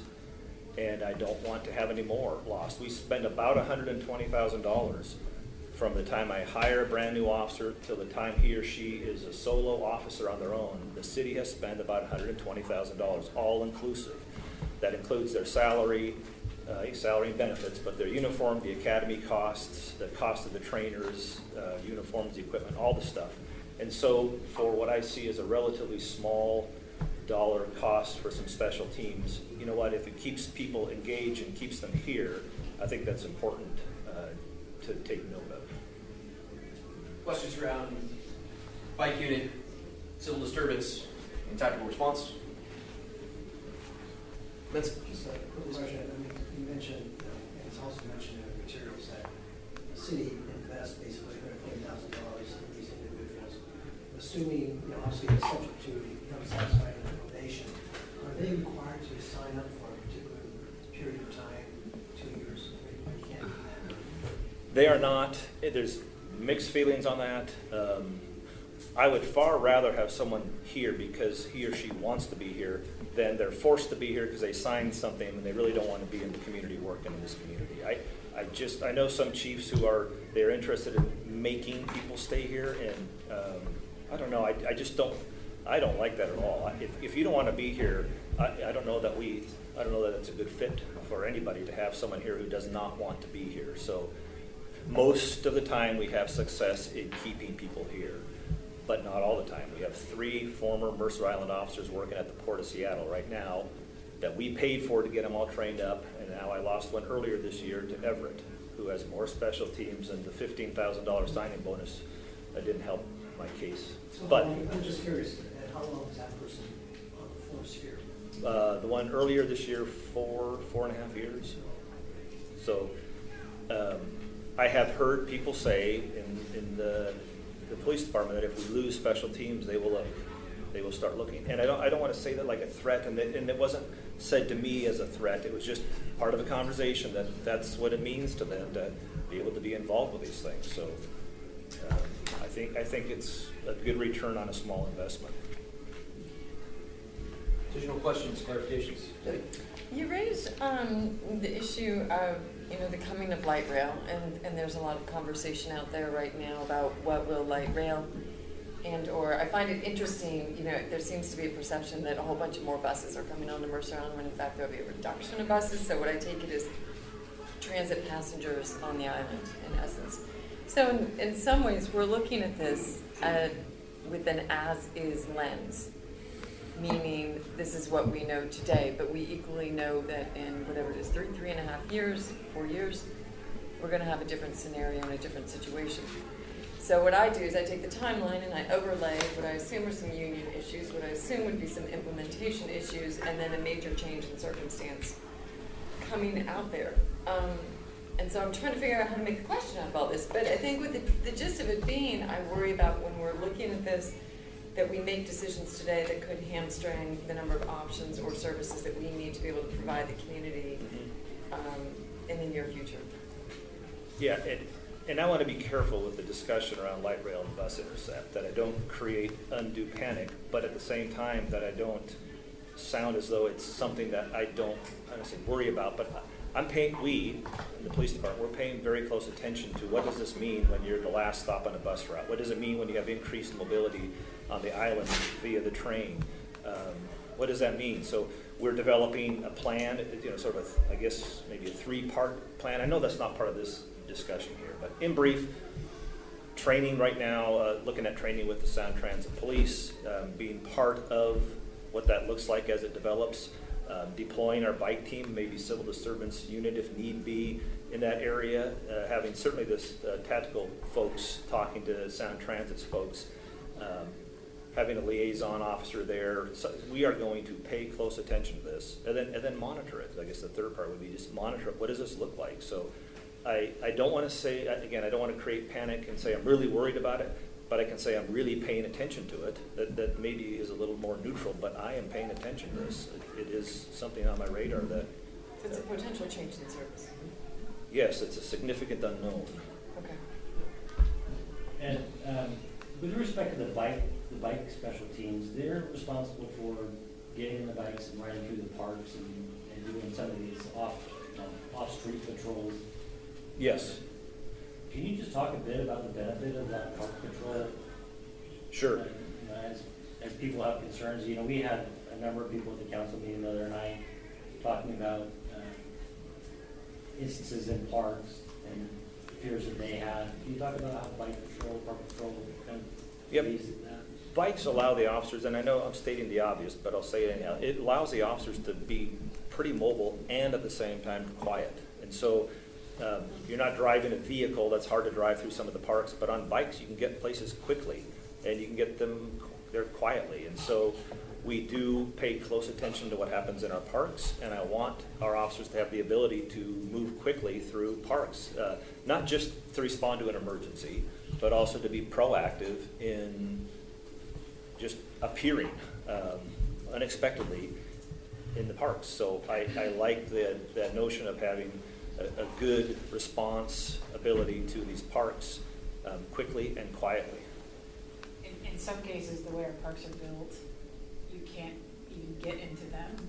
You're either on foot or on bike. Mhm. There's vehicular access is very I restricted. mean, much of Aubrey Davis would be inaccessible by car. And even this park, it's tough to quickly get in with a vehicle in areas, so. Additional questions, David? Maybe it's not a question, but it's sort of like gelling for me that you have a sort of combination of, the emergency management, you can't really reduce it because of the requirement to have that. And then you have this special teams that we get sort of some benefit from tangibly, but you know, it's almost a free version of retention and recruitment, which is, we struggle all around with retention and recruitment, because when we look at the list of how the city ranks in pay or vacation, we're never, we're not at the top. And so I think having small tools like that, and the point about the train is an interesting one. I would hate for us to be in a position where we end up with a greater volume of people coming to the island and fewer resources with which to monitor and deal with that. And to me, that would be a miss until we're able to evaluate kind of what that volume and what that looks like. If I'm Sound Transit, and obviously Sound Transit has their own law enforcement, I'm probably not deploying that team on Sunny Mercer Island. I'm probably sending them somewhere else. So I think it's going to really be up to us to manage that, the influx and the changes that brings. So for me, it's it's a low dollar win for a fairly significant three-way win on those other components. Additional questions, clarifications? All right, with respect to this, could I ask for a position from the council members? And my C means carry on with the SRO going to the school district, and otherwise. C. The option is. A was eliminate. So this is the whole thing, right? Because we're only voting this once on everything they did throughout. But it says reduce Can you- law enforcement Yes, specialized services. Let's be clear on this one. Yeah, this is the collective bundle of position 22. So if you vote A, what does it mean? They're off the Fine, I'll do. Yeah. Tell us how to vote. Vote A. Who said tell us how? Two. So A means no further A consideration. means no further consideration that this be eliminated from.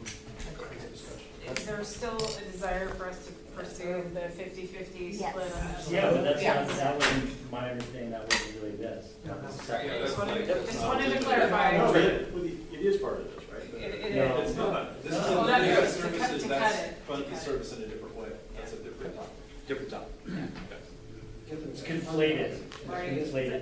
It's proposed budget scenario. That's what Proposed budget area, but not within this strategy individually. Yeah. So we're not cutting the SRO. Correct. Yes. So we're continuing negotiations. 7A. Moving on. All right. School district pay.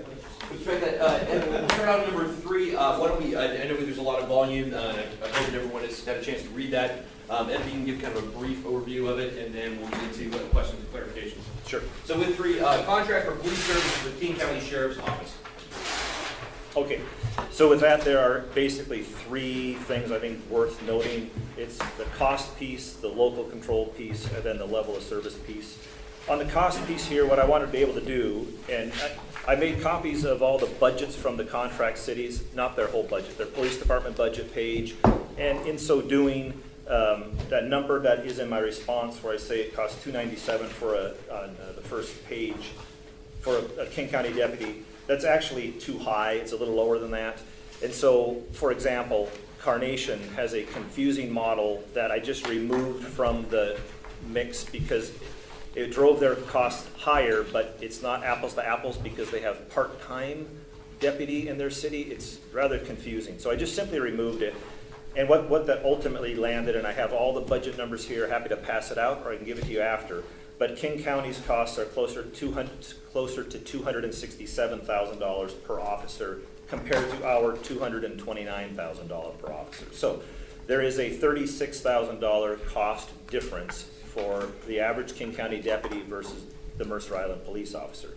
As I say in my response here, it's pretty rough math. I'm taking the whole police department budget and simply dividing it by the number of commissioned officers, deputies and the sheriff's officers by us.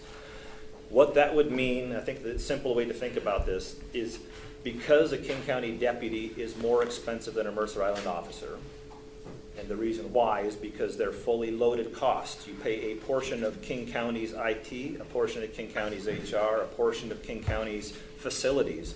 In Burion's contract, which I have their little sheet here, they pay a portion of the downtown Seattle building where the sheriff's office is located. So you are paying, if we had a contract with King County, we would essentially be paying twice for HR, IT, finance. We already have those in-house. So a King County deputy is more expensive. If we just took our existing police department budget, you back out of Marine Patrol and Emergency Management so we can have apples to apples. So our existing Mercer Island Police Department budget, which gets us to 29 officers, and you use the same dollars to buy King County deputies, you would have 4 fewer deputies than you do officers because they're more expensive. So you haven't saved a penny, and we're already down 4 officers just out of the gates. So that is a concern. You also have a loss of local control. During the Great Recession, our city manager negotiated with our union. They gave concessions. So, hey, we are in some dire financial times. The union gave up a COLA.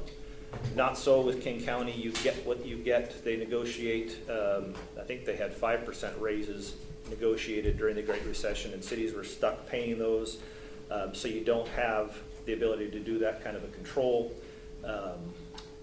And also, I think on level of service, there's the Sammamish study that showed that the average tenure for a Sammamish deputy was 2.6 years. They get bored, they move elsewhere. In North Bend, when they had the contract with the sheriff's office, the chief was there about 2 or 3 years, and different chiefs have different philosophies on how to do policing, and we noticed differences in philosophies depending on who the chief was. We also have an elected sheriff that runs that the sheriff's office, and the sheriff, he or she can have different philosophies on social justice issues and whatnot, so you don't have control over that. And so there is a reduced level of service in the number of deputies because they cost more. You would lose control over costs and policy because you're talking about a different entity completely. You're paying double for a lot of the internal services costs.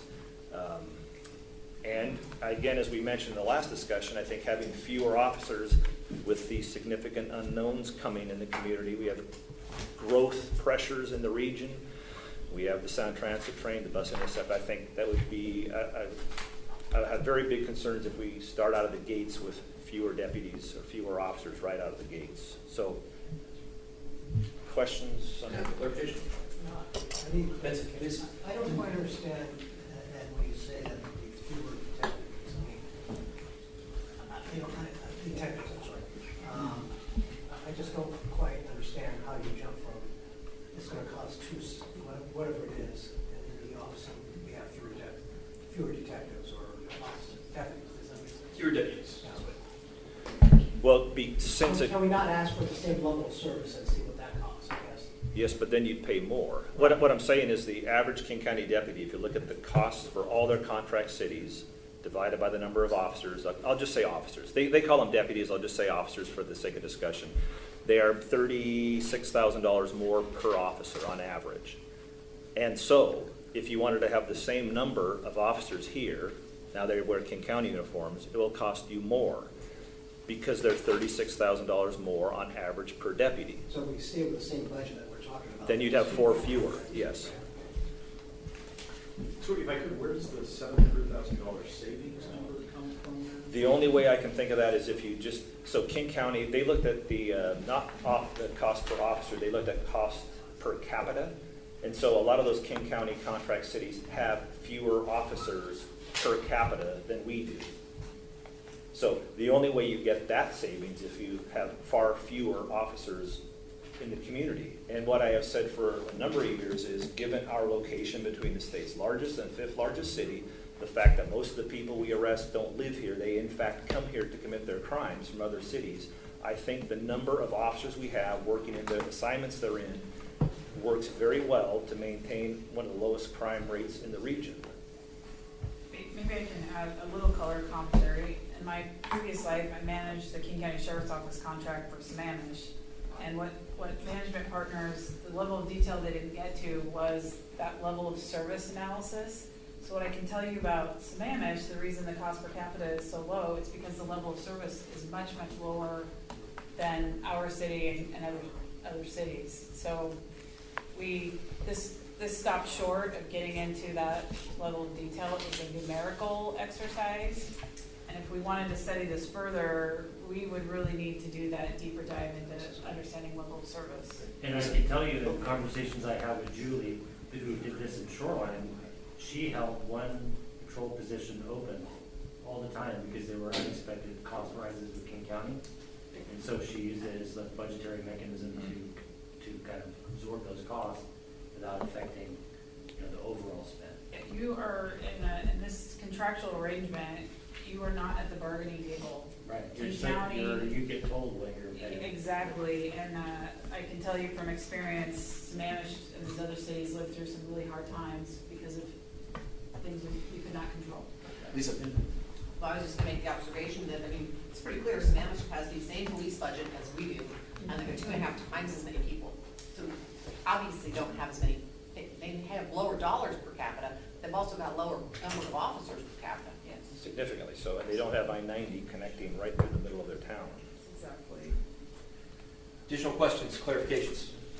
Can I just potentially reiterate or re-question? You mentioned I-90, and I know that historically that's come up. So the fact that we do have I-90 going through our town center is a significant factor in our crime rate. Yes, public safety. Easy on, easy off. Like I mentioned a moment ago, most people we arrest don't live here. They come here, it's easy to... It's a form of tourism. All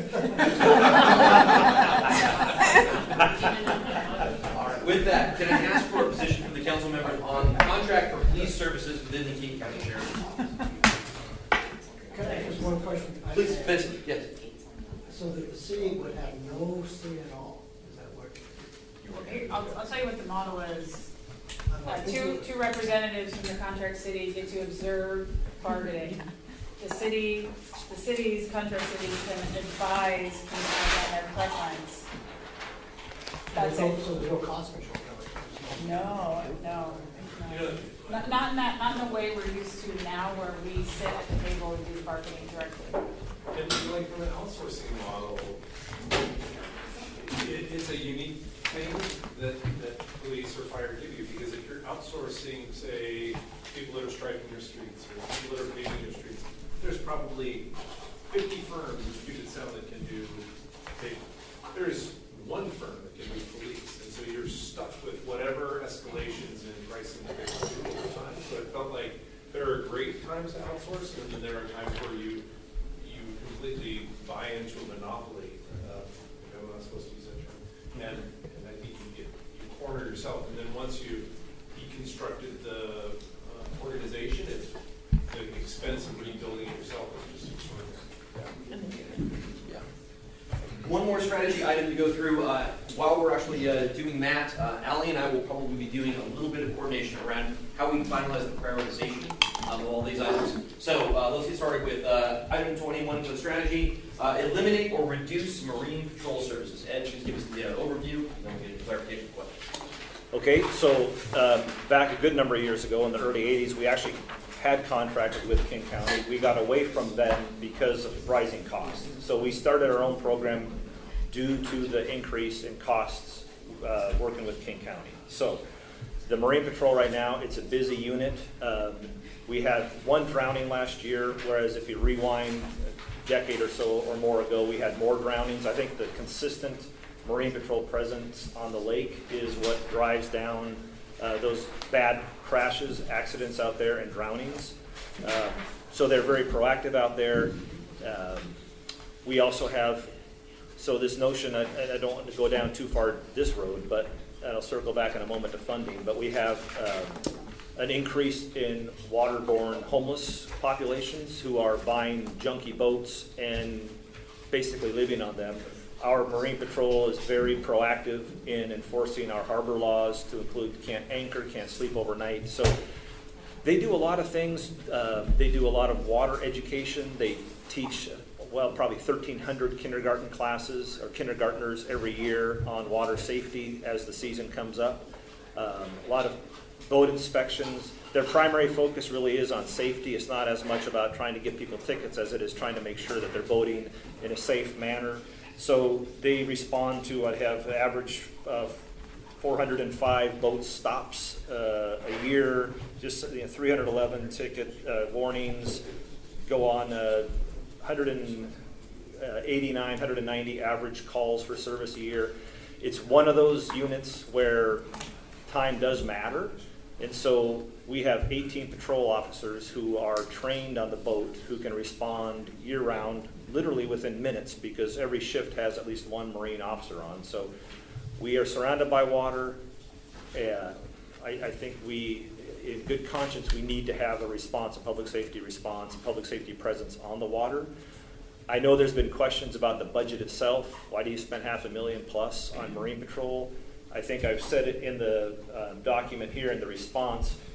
540 may be where the starting point, but between grants, fees, what we get from Renton in the fee for them, it brings it down a lot. We get about 330, so go about 5.5 down to 3.5. 540 to 330 is about where it's at. So then the city's looking at $330,000 for the program. Okay. If you want nothing to do with Marine Patrol, that's one thing, but I would think you would have to have some presence out there. And so the only other provider that does this on a contract basis is King County. And when looking at their costing model, we project they would probably charge us somewhere around $160,000, leaving the net cost at $170,000.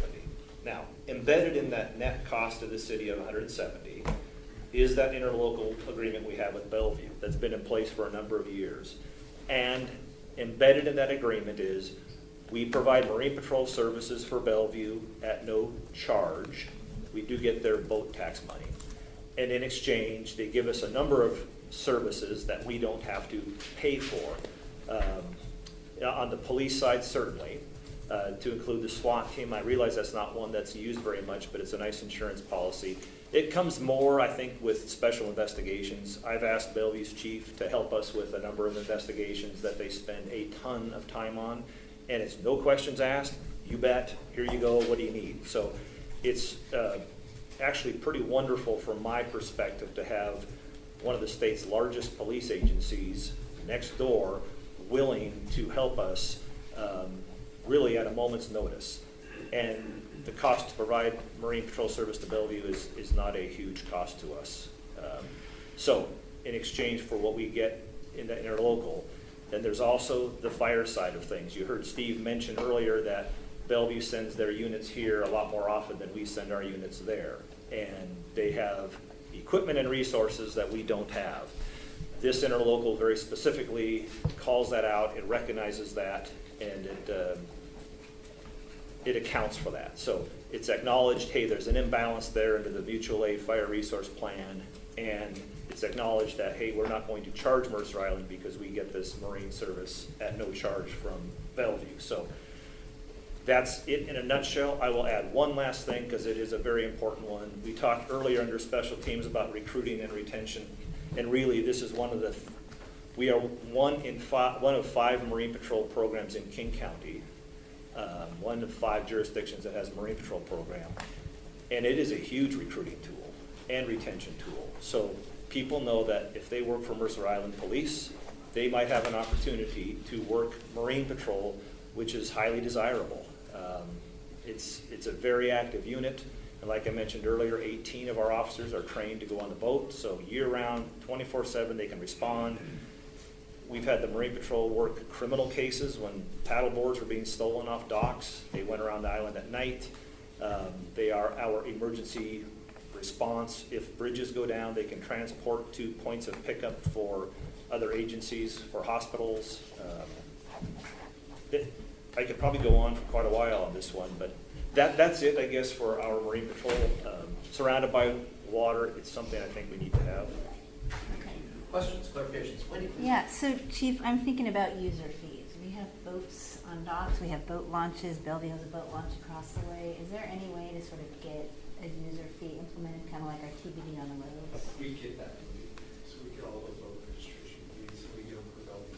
But can we get more to help cover the cost? You talked about the boat license revenue from How many Bellevue. boats do you own, Wendy? I got a kayak, so.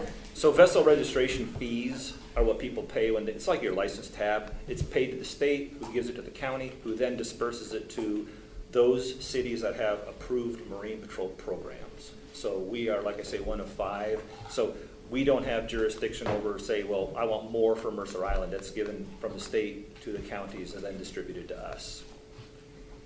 How much does it amount to? What's the fee per? 80,000. Depends on the size of your vessel. Yeah, oh yeah, no, not per vessel.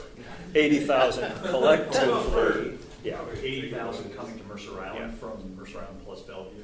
Yeah, plus Renton, plus a part of Bellevue, not all of Bellevue, because some of Bellevue is on Lake Sam, so there's a division there. But yeah, about 80,000.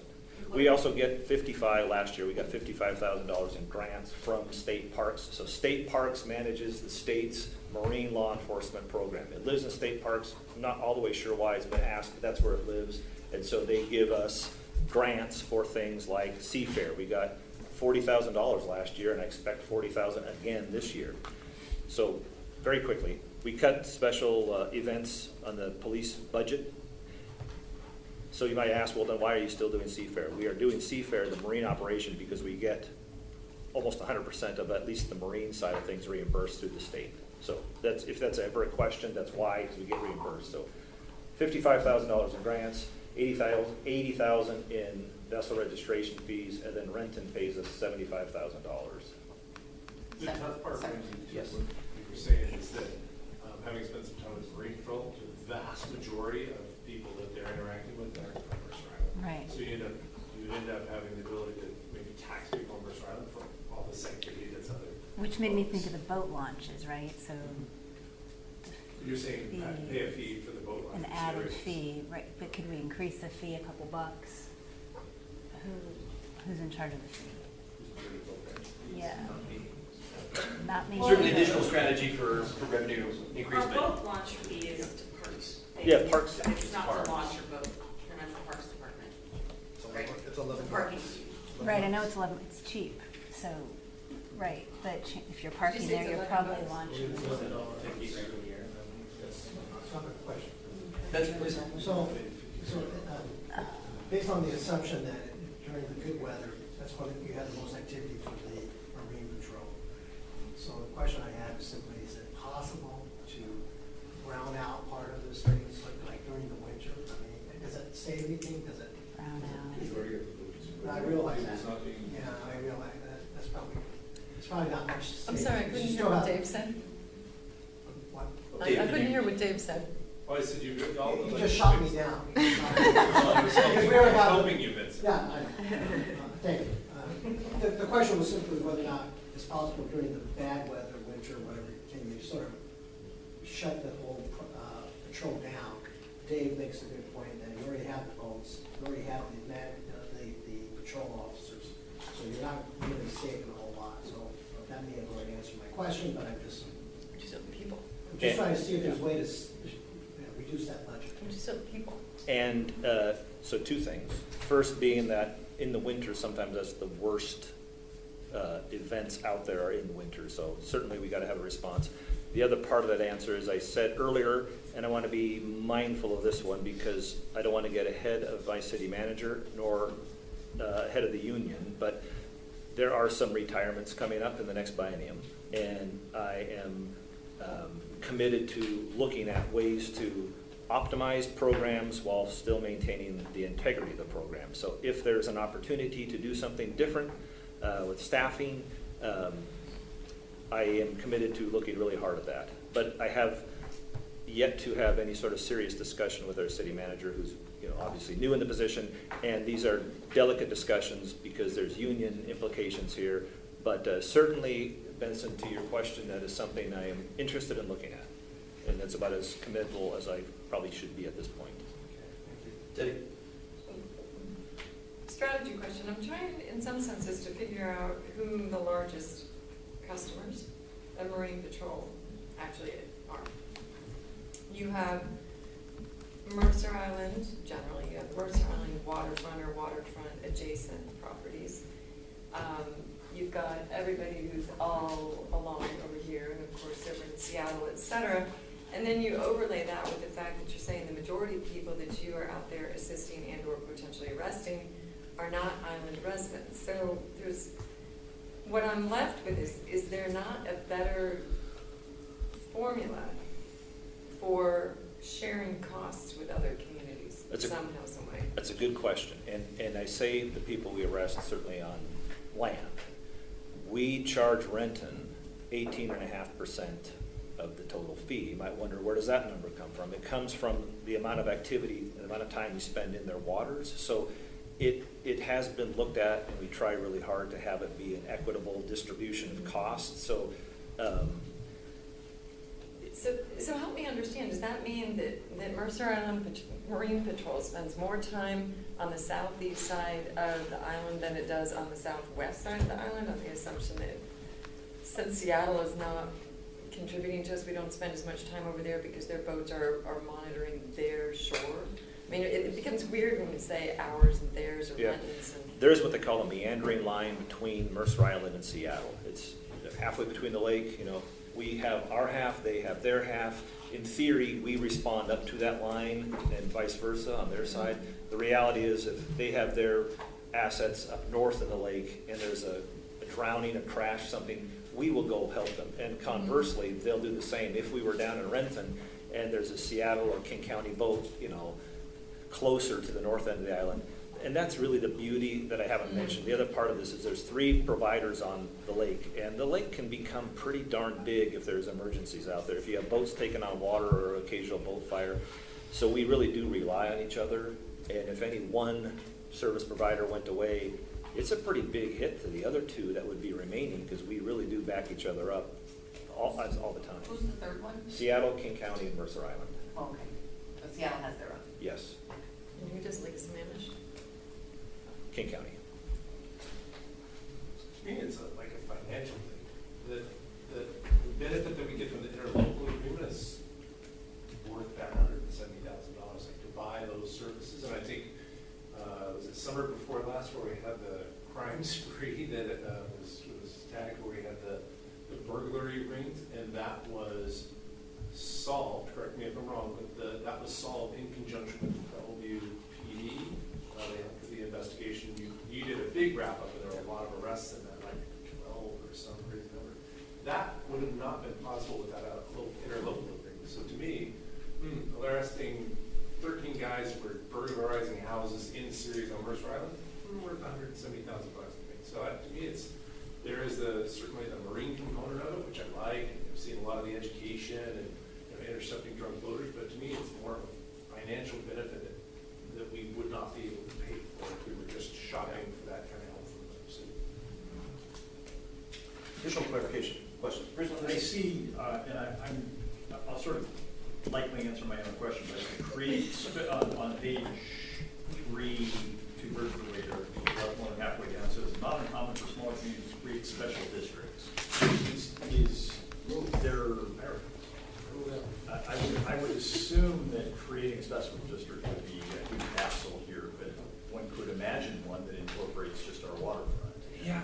Is that something, is that an idea that's been contemplated at all? Here's my, response to that is, it is not just waterfront owners of boats that use the lake. And so I don't live anywhere near a lake, and my boys recreate on the lake. And so you may not live anywhere near the lake, and yet your family may paddleboard, have canoes, kayaks, go fishing, recreate on the lake. And so I think it's really hard, as someone else mentioned earlier, to say, well, this segment is a segment of the population that's going to benefit from this service, therefore we will do some sort of special assessment on them, when the reality is this is sort of it's become a year-round recreational lake, and so there are people, waterfront and not waterfront owners, who recreate on the lake. So I think that would be really, really hard to dig into that one with any accuracy. All right. You know, I would just say, it's been a great conversation, and I know that the interplay between the interlocal has, you know, you get some benefit, he's providing the service, we all benefit as owners.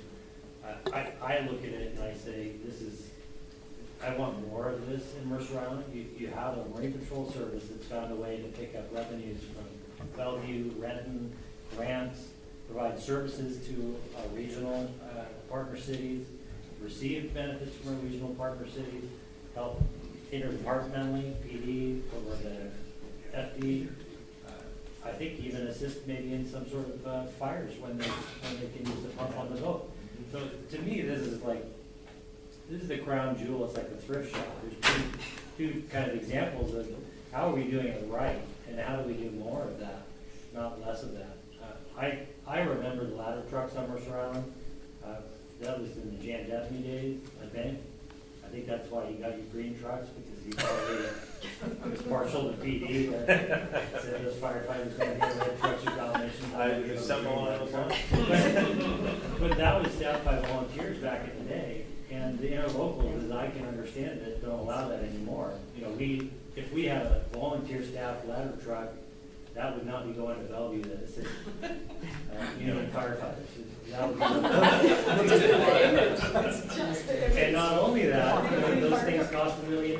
So we're talking about $170,000 delta at best, and that's with a senior crew, right? You've got a sergeant that's dedicated who's been a cop since I was a kid on the side. So, that delta, I trust there's some optimization that can happen as we kind of progress through careers. Yes. And to me, this is a great opportunity to say, this is Mercer Island doing it right. And so I wouldn't support cutting the drugs. I'm going to make a motion, and my motion actually is going to try to, I don't get to do that very often. So, but it would be to pick up and carry further, I think, where I started and Celine was going. And because the motion right now, so to speak, says eliminate or reduce Marine Patrol services. In my mind, what I'm hearing is almost continue to look at how to optimize and perhaps cost recover Marine Patrol services, which would put it in the B bucket, but it contradicts the eliminate. So I think I would say, rather than eliminate, it's analyze further the ability to optimize cost recovery or service delivery in Marine Patrol services. I think we should capture that as an enhanced strategy, right, for its own piece. We'll vote, we'll actually do our position right now based on as it's stated, just because that is the strategy that's there. Well noted, though, however, that this should be, are there revenue enhancement opportunities here? So I don't need to amend the motion, or? No, I think your motion is spot on. The A+ motion. Well, no, I think the motion should be, maybe I think you should continue with your motion, and I think we should actually do the vote separate from the motion too. So. And I'm gonna lead with I think it's fairly interesting that when the chief talked about who's providing services, it's King County, it's Seattle, that's Mercer Island. And when you look at the parity of the partners, I just hope that we're carrying the parity of the service, meaning, you talk about dividing up the lake into threes. I hope their two chunks are bigger than our I chunks. see a position unanimous. Are we unanimous? Excellent. Good job, okay. man. So, a couple things. One, we're at 4:59 right now. We made it. Benson, please. To Debbie's point, I think what she said should apply to everything that we've done. Yes. I think there's always going to be refine and look for cost. Yeah, absolutely. Hopefully that's already understood. Yep. These are not the only strategies by any stretch, nor should this be the only mechanism for capturing that. Well understood. With that, we've actually gone through our set here. We have one clear C, right, with reduced parks, landscape, and integration. That will carry forward. However, we have two Bs. We have renegotiate maintenance agreements with Mercer School District for ball fields and pool maintenance. We also have developed shared services model for fire services. Of those two, we have a clear priority. Final vote on 21. 7? Yes, you bet. Yeah, it's seven. Thank you. I might suggest, They are different, for sure.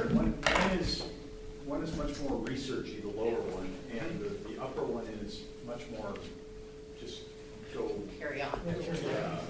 Go work on it. So I think from a time standpoint, then 2 is a priority, and then it's already spooled out happening, and 6 should be maybe as resources and time allow, or just update us, because there is still information coming back. maybe from- There is information, and I guess what I would want to know is, do we want to do this in a study session? Just to bring that information forward so that you have time to analyze the numbers, and I can highlight services and what does that mean? It makes sense to me. I don't know how long that's going to take. You were throwing numbers at us here today that were very helpful, but they felt kind of hot off the press, and it would probably be good to have the opportunity to actually reduce those to a spreadsheet kind of thing where we can stare at it in a bit more detail. And Absolutely. as I think Debbie was pointing out, the public can have changes too. And I have not gotten the hard numbers from Bellevue, so I will push them on it. If you want to be part of this and have us look at this, we need to see something to make a decision. So I'm hearing more immediacy on our renegotiation, just because it's a smaller item. I'm hearing BD here for develop shared services fire model, obviously a bigger task of work. Is that fair? That is fair. Okay. Excellent. With that, I'm about to turn the floor back over, Jesse, to you for our final item. However, I will make a final comment. Thank you all, right? Council member, staff, right? This was a lot of stuff to go through. I sincerely appreciate the brain power that you guys all brought to this. It's a lot of consideration. It's a lot of stuff to get through. So thank you very much. And with that, I will take my leave and hand it over to Jesse. Yay!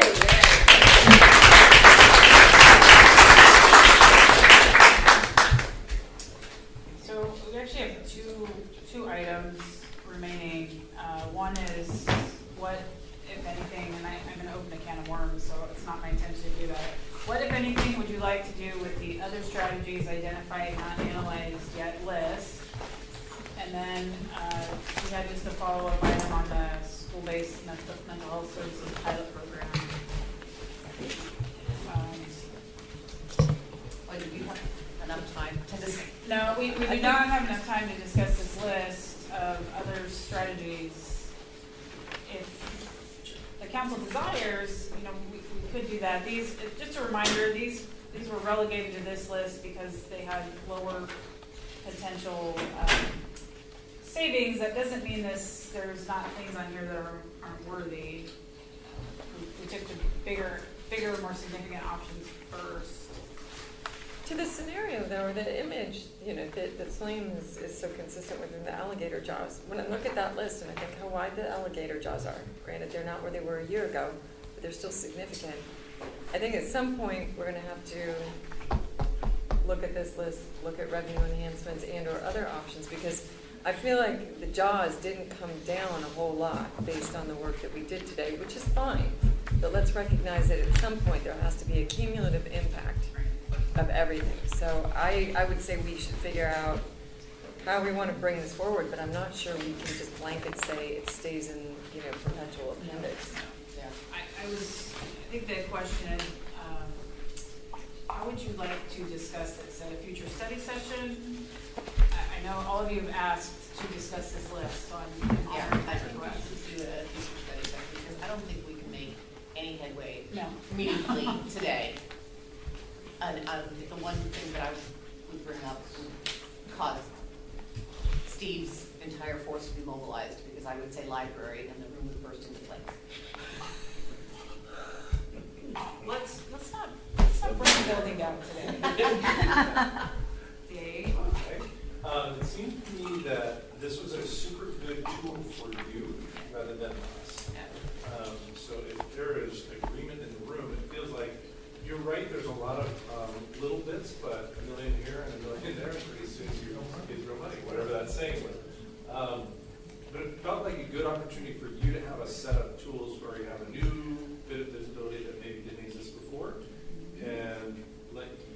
manage that and have sort of a result that you come out of it with to say, hey, I found $400,000 by doing these things this way. And Wow, you bar's do it high. That would be the first pass. But it gives you a way to sort of prioritize in a way that is not council-ish, and by that I mean less disruptive to your own operation. That's So, good. yeah, and let me just make an honest comment. I have not really spent any time with this list beyond just reading it a couple times. Some of these are policy discussion items that would certainly live at council level. Some of these are operational.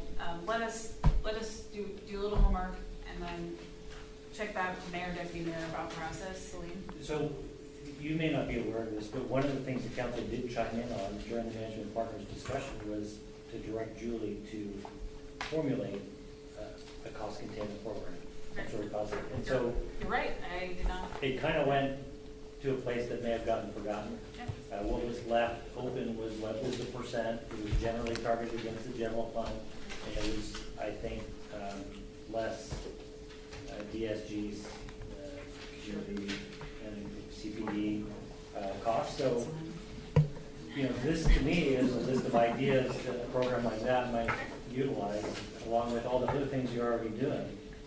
I think the intent being that there's a lot of cost efficiency, reorg, optimization occurring, but nobody's capturing the story in one place, and we're not able to tell it. And I think that would go a long way to restoring public trust, and it's something the council asked to kind of formulate. This to me is really now.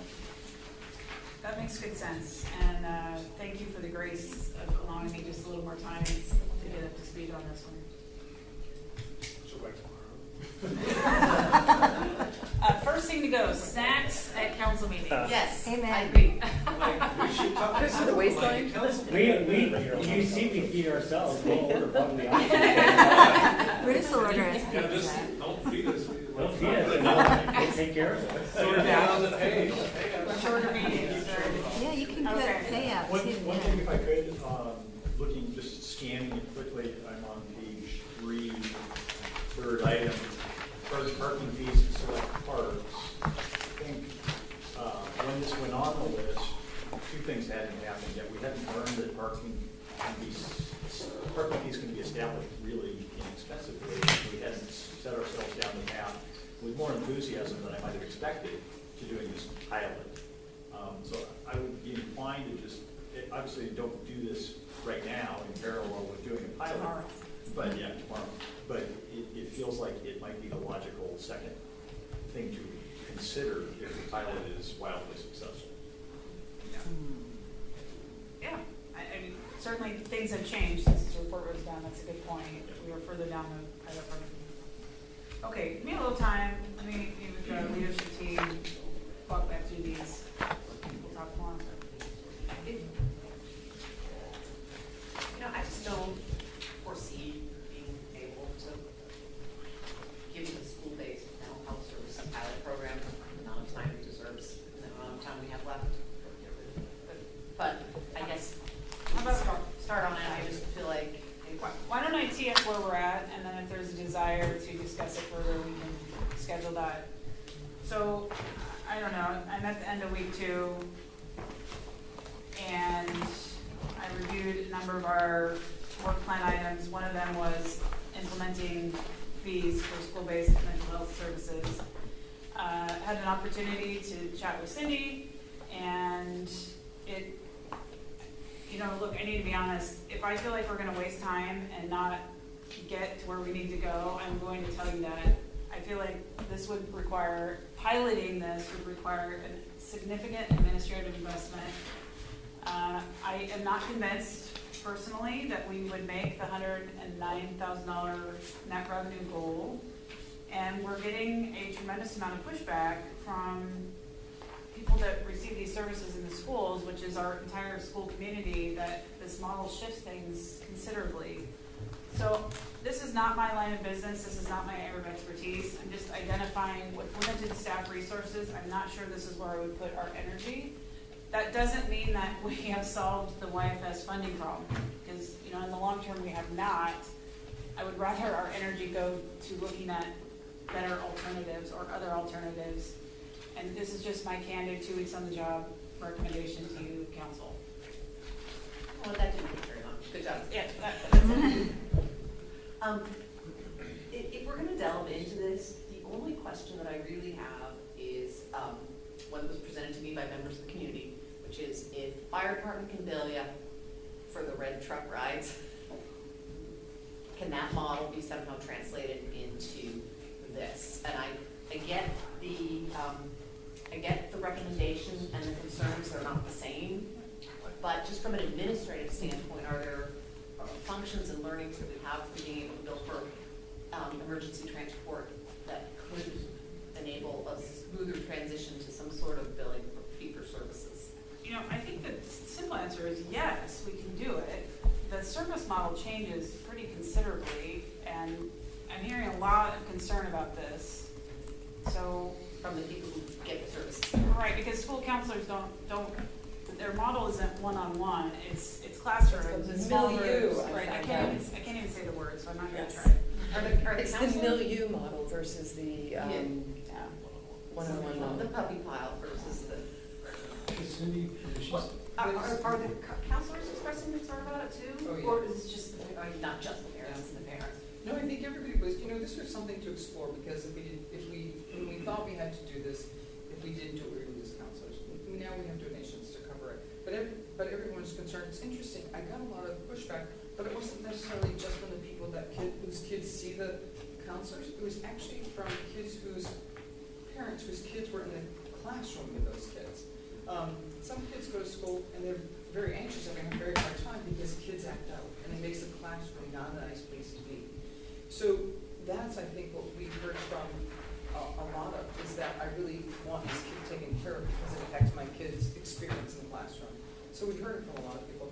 Yeah, I think that this was never a political recommendation. It was that we had a couple of months to come up with something.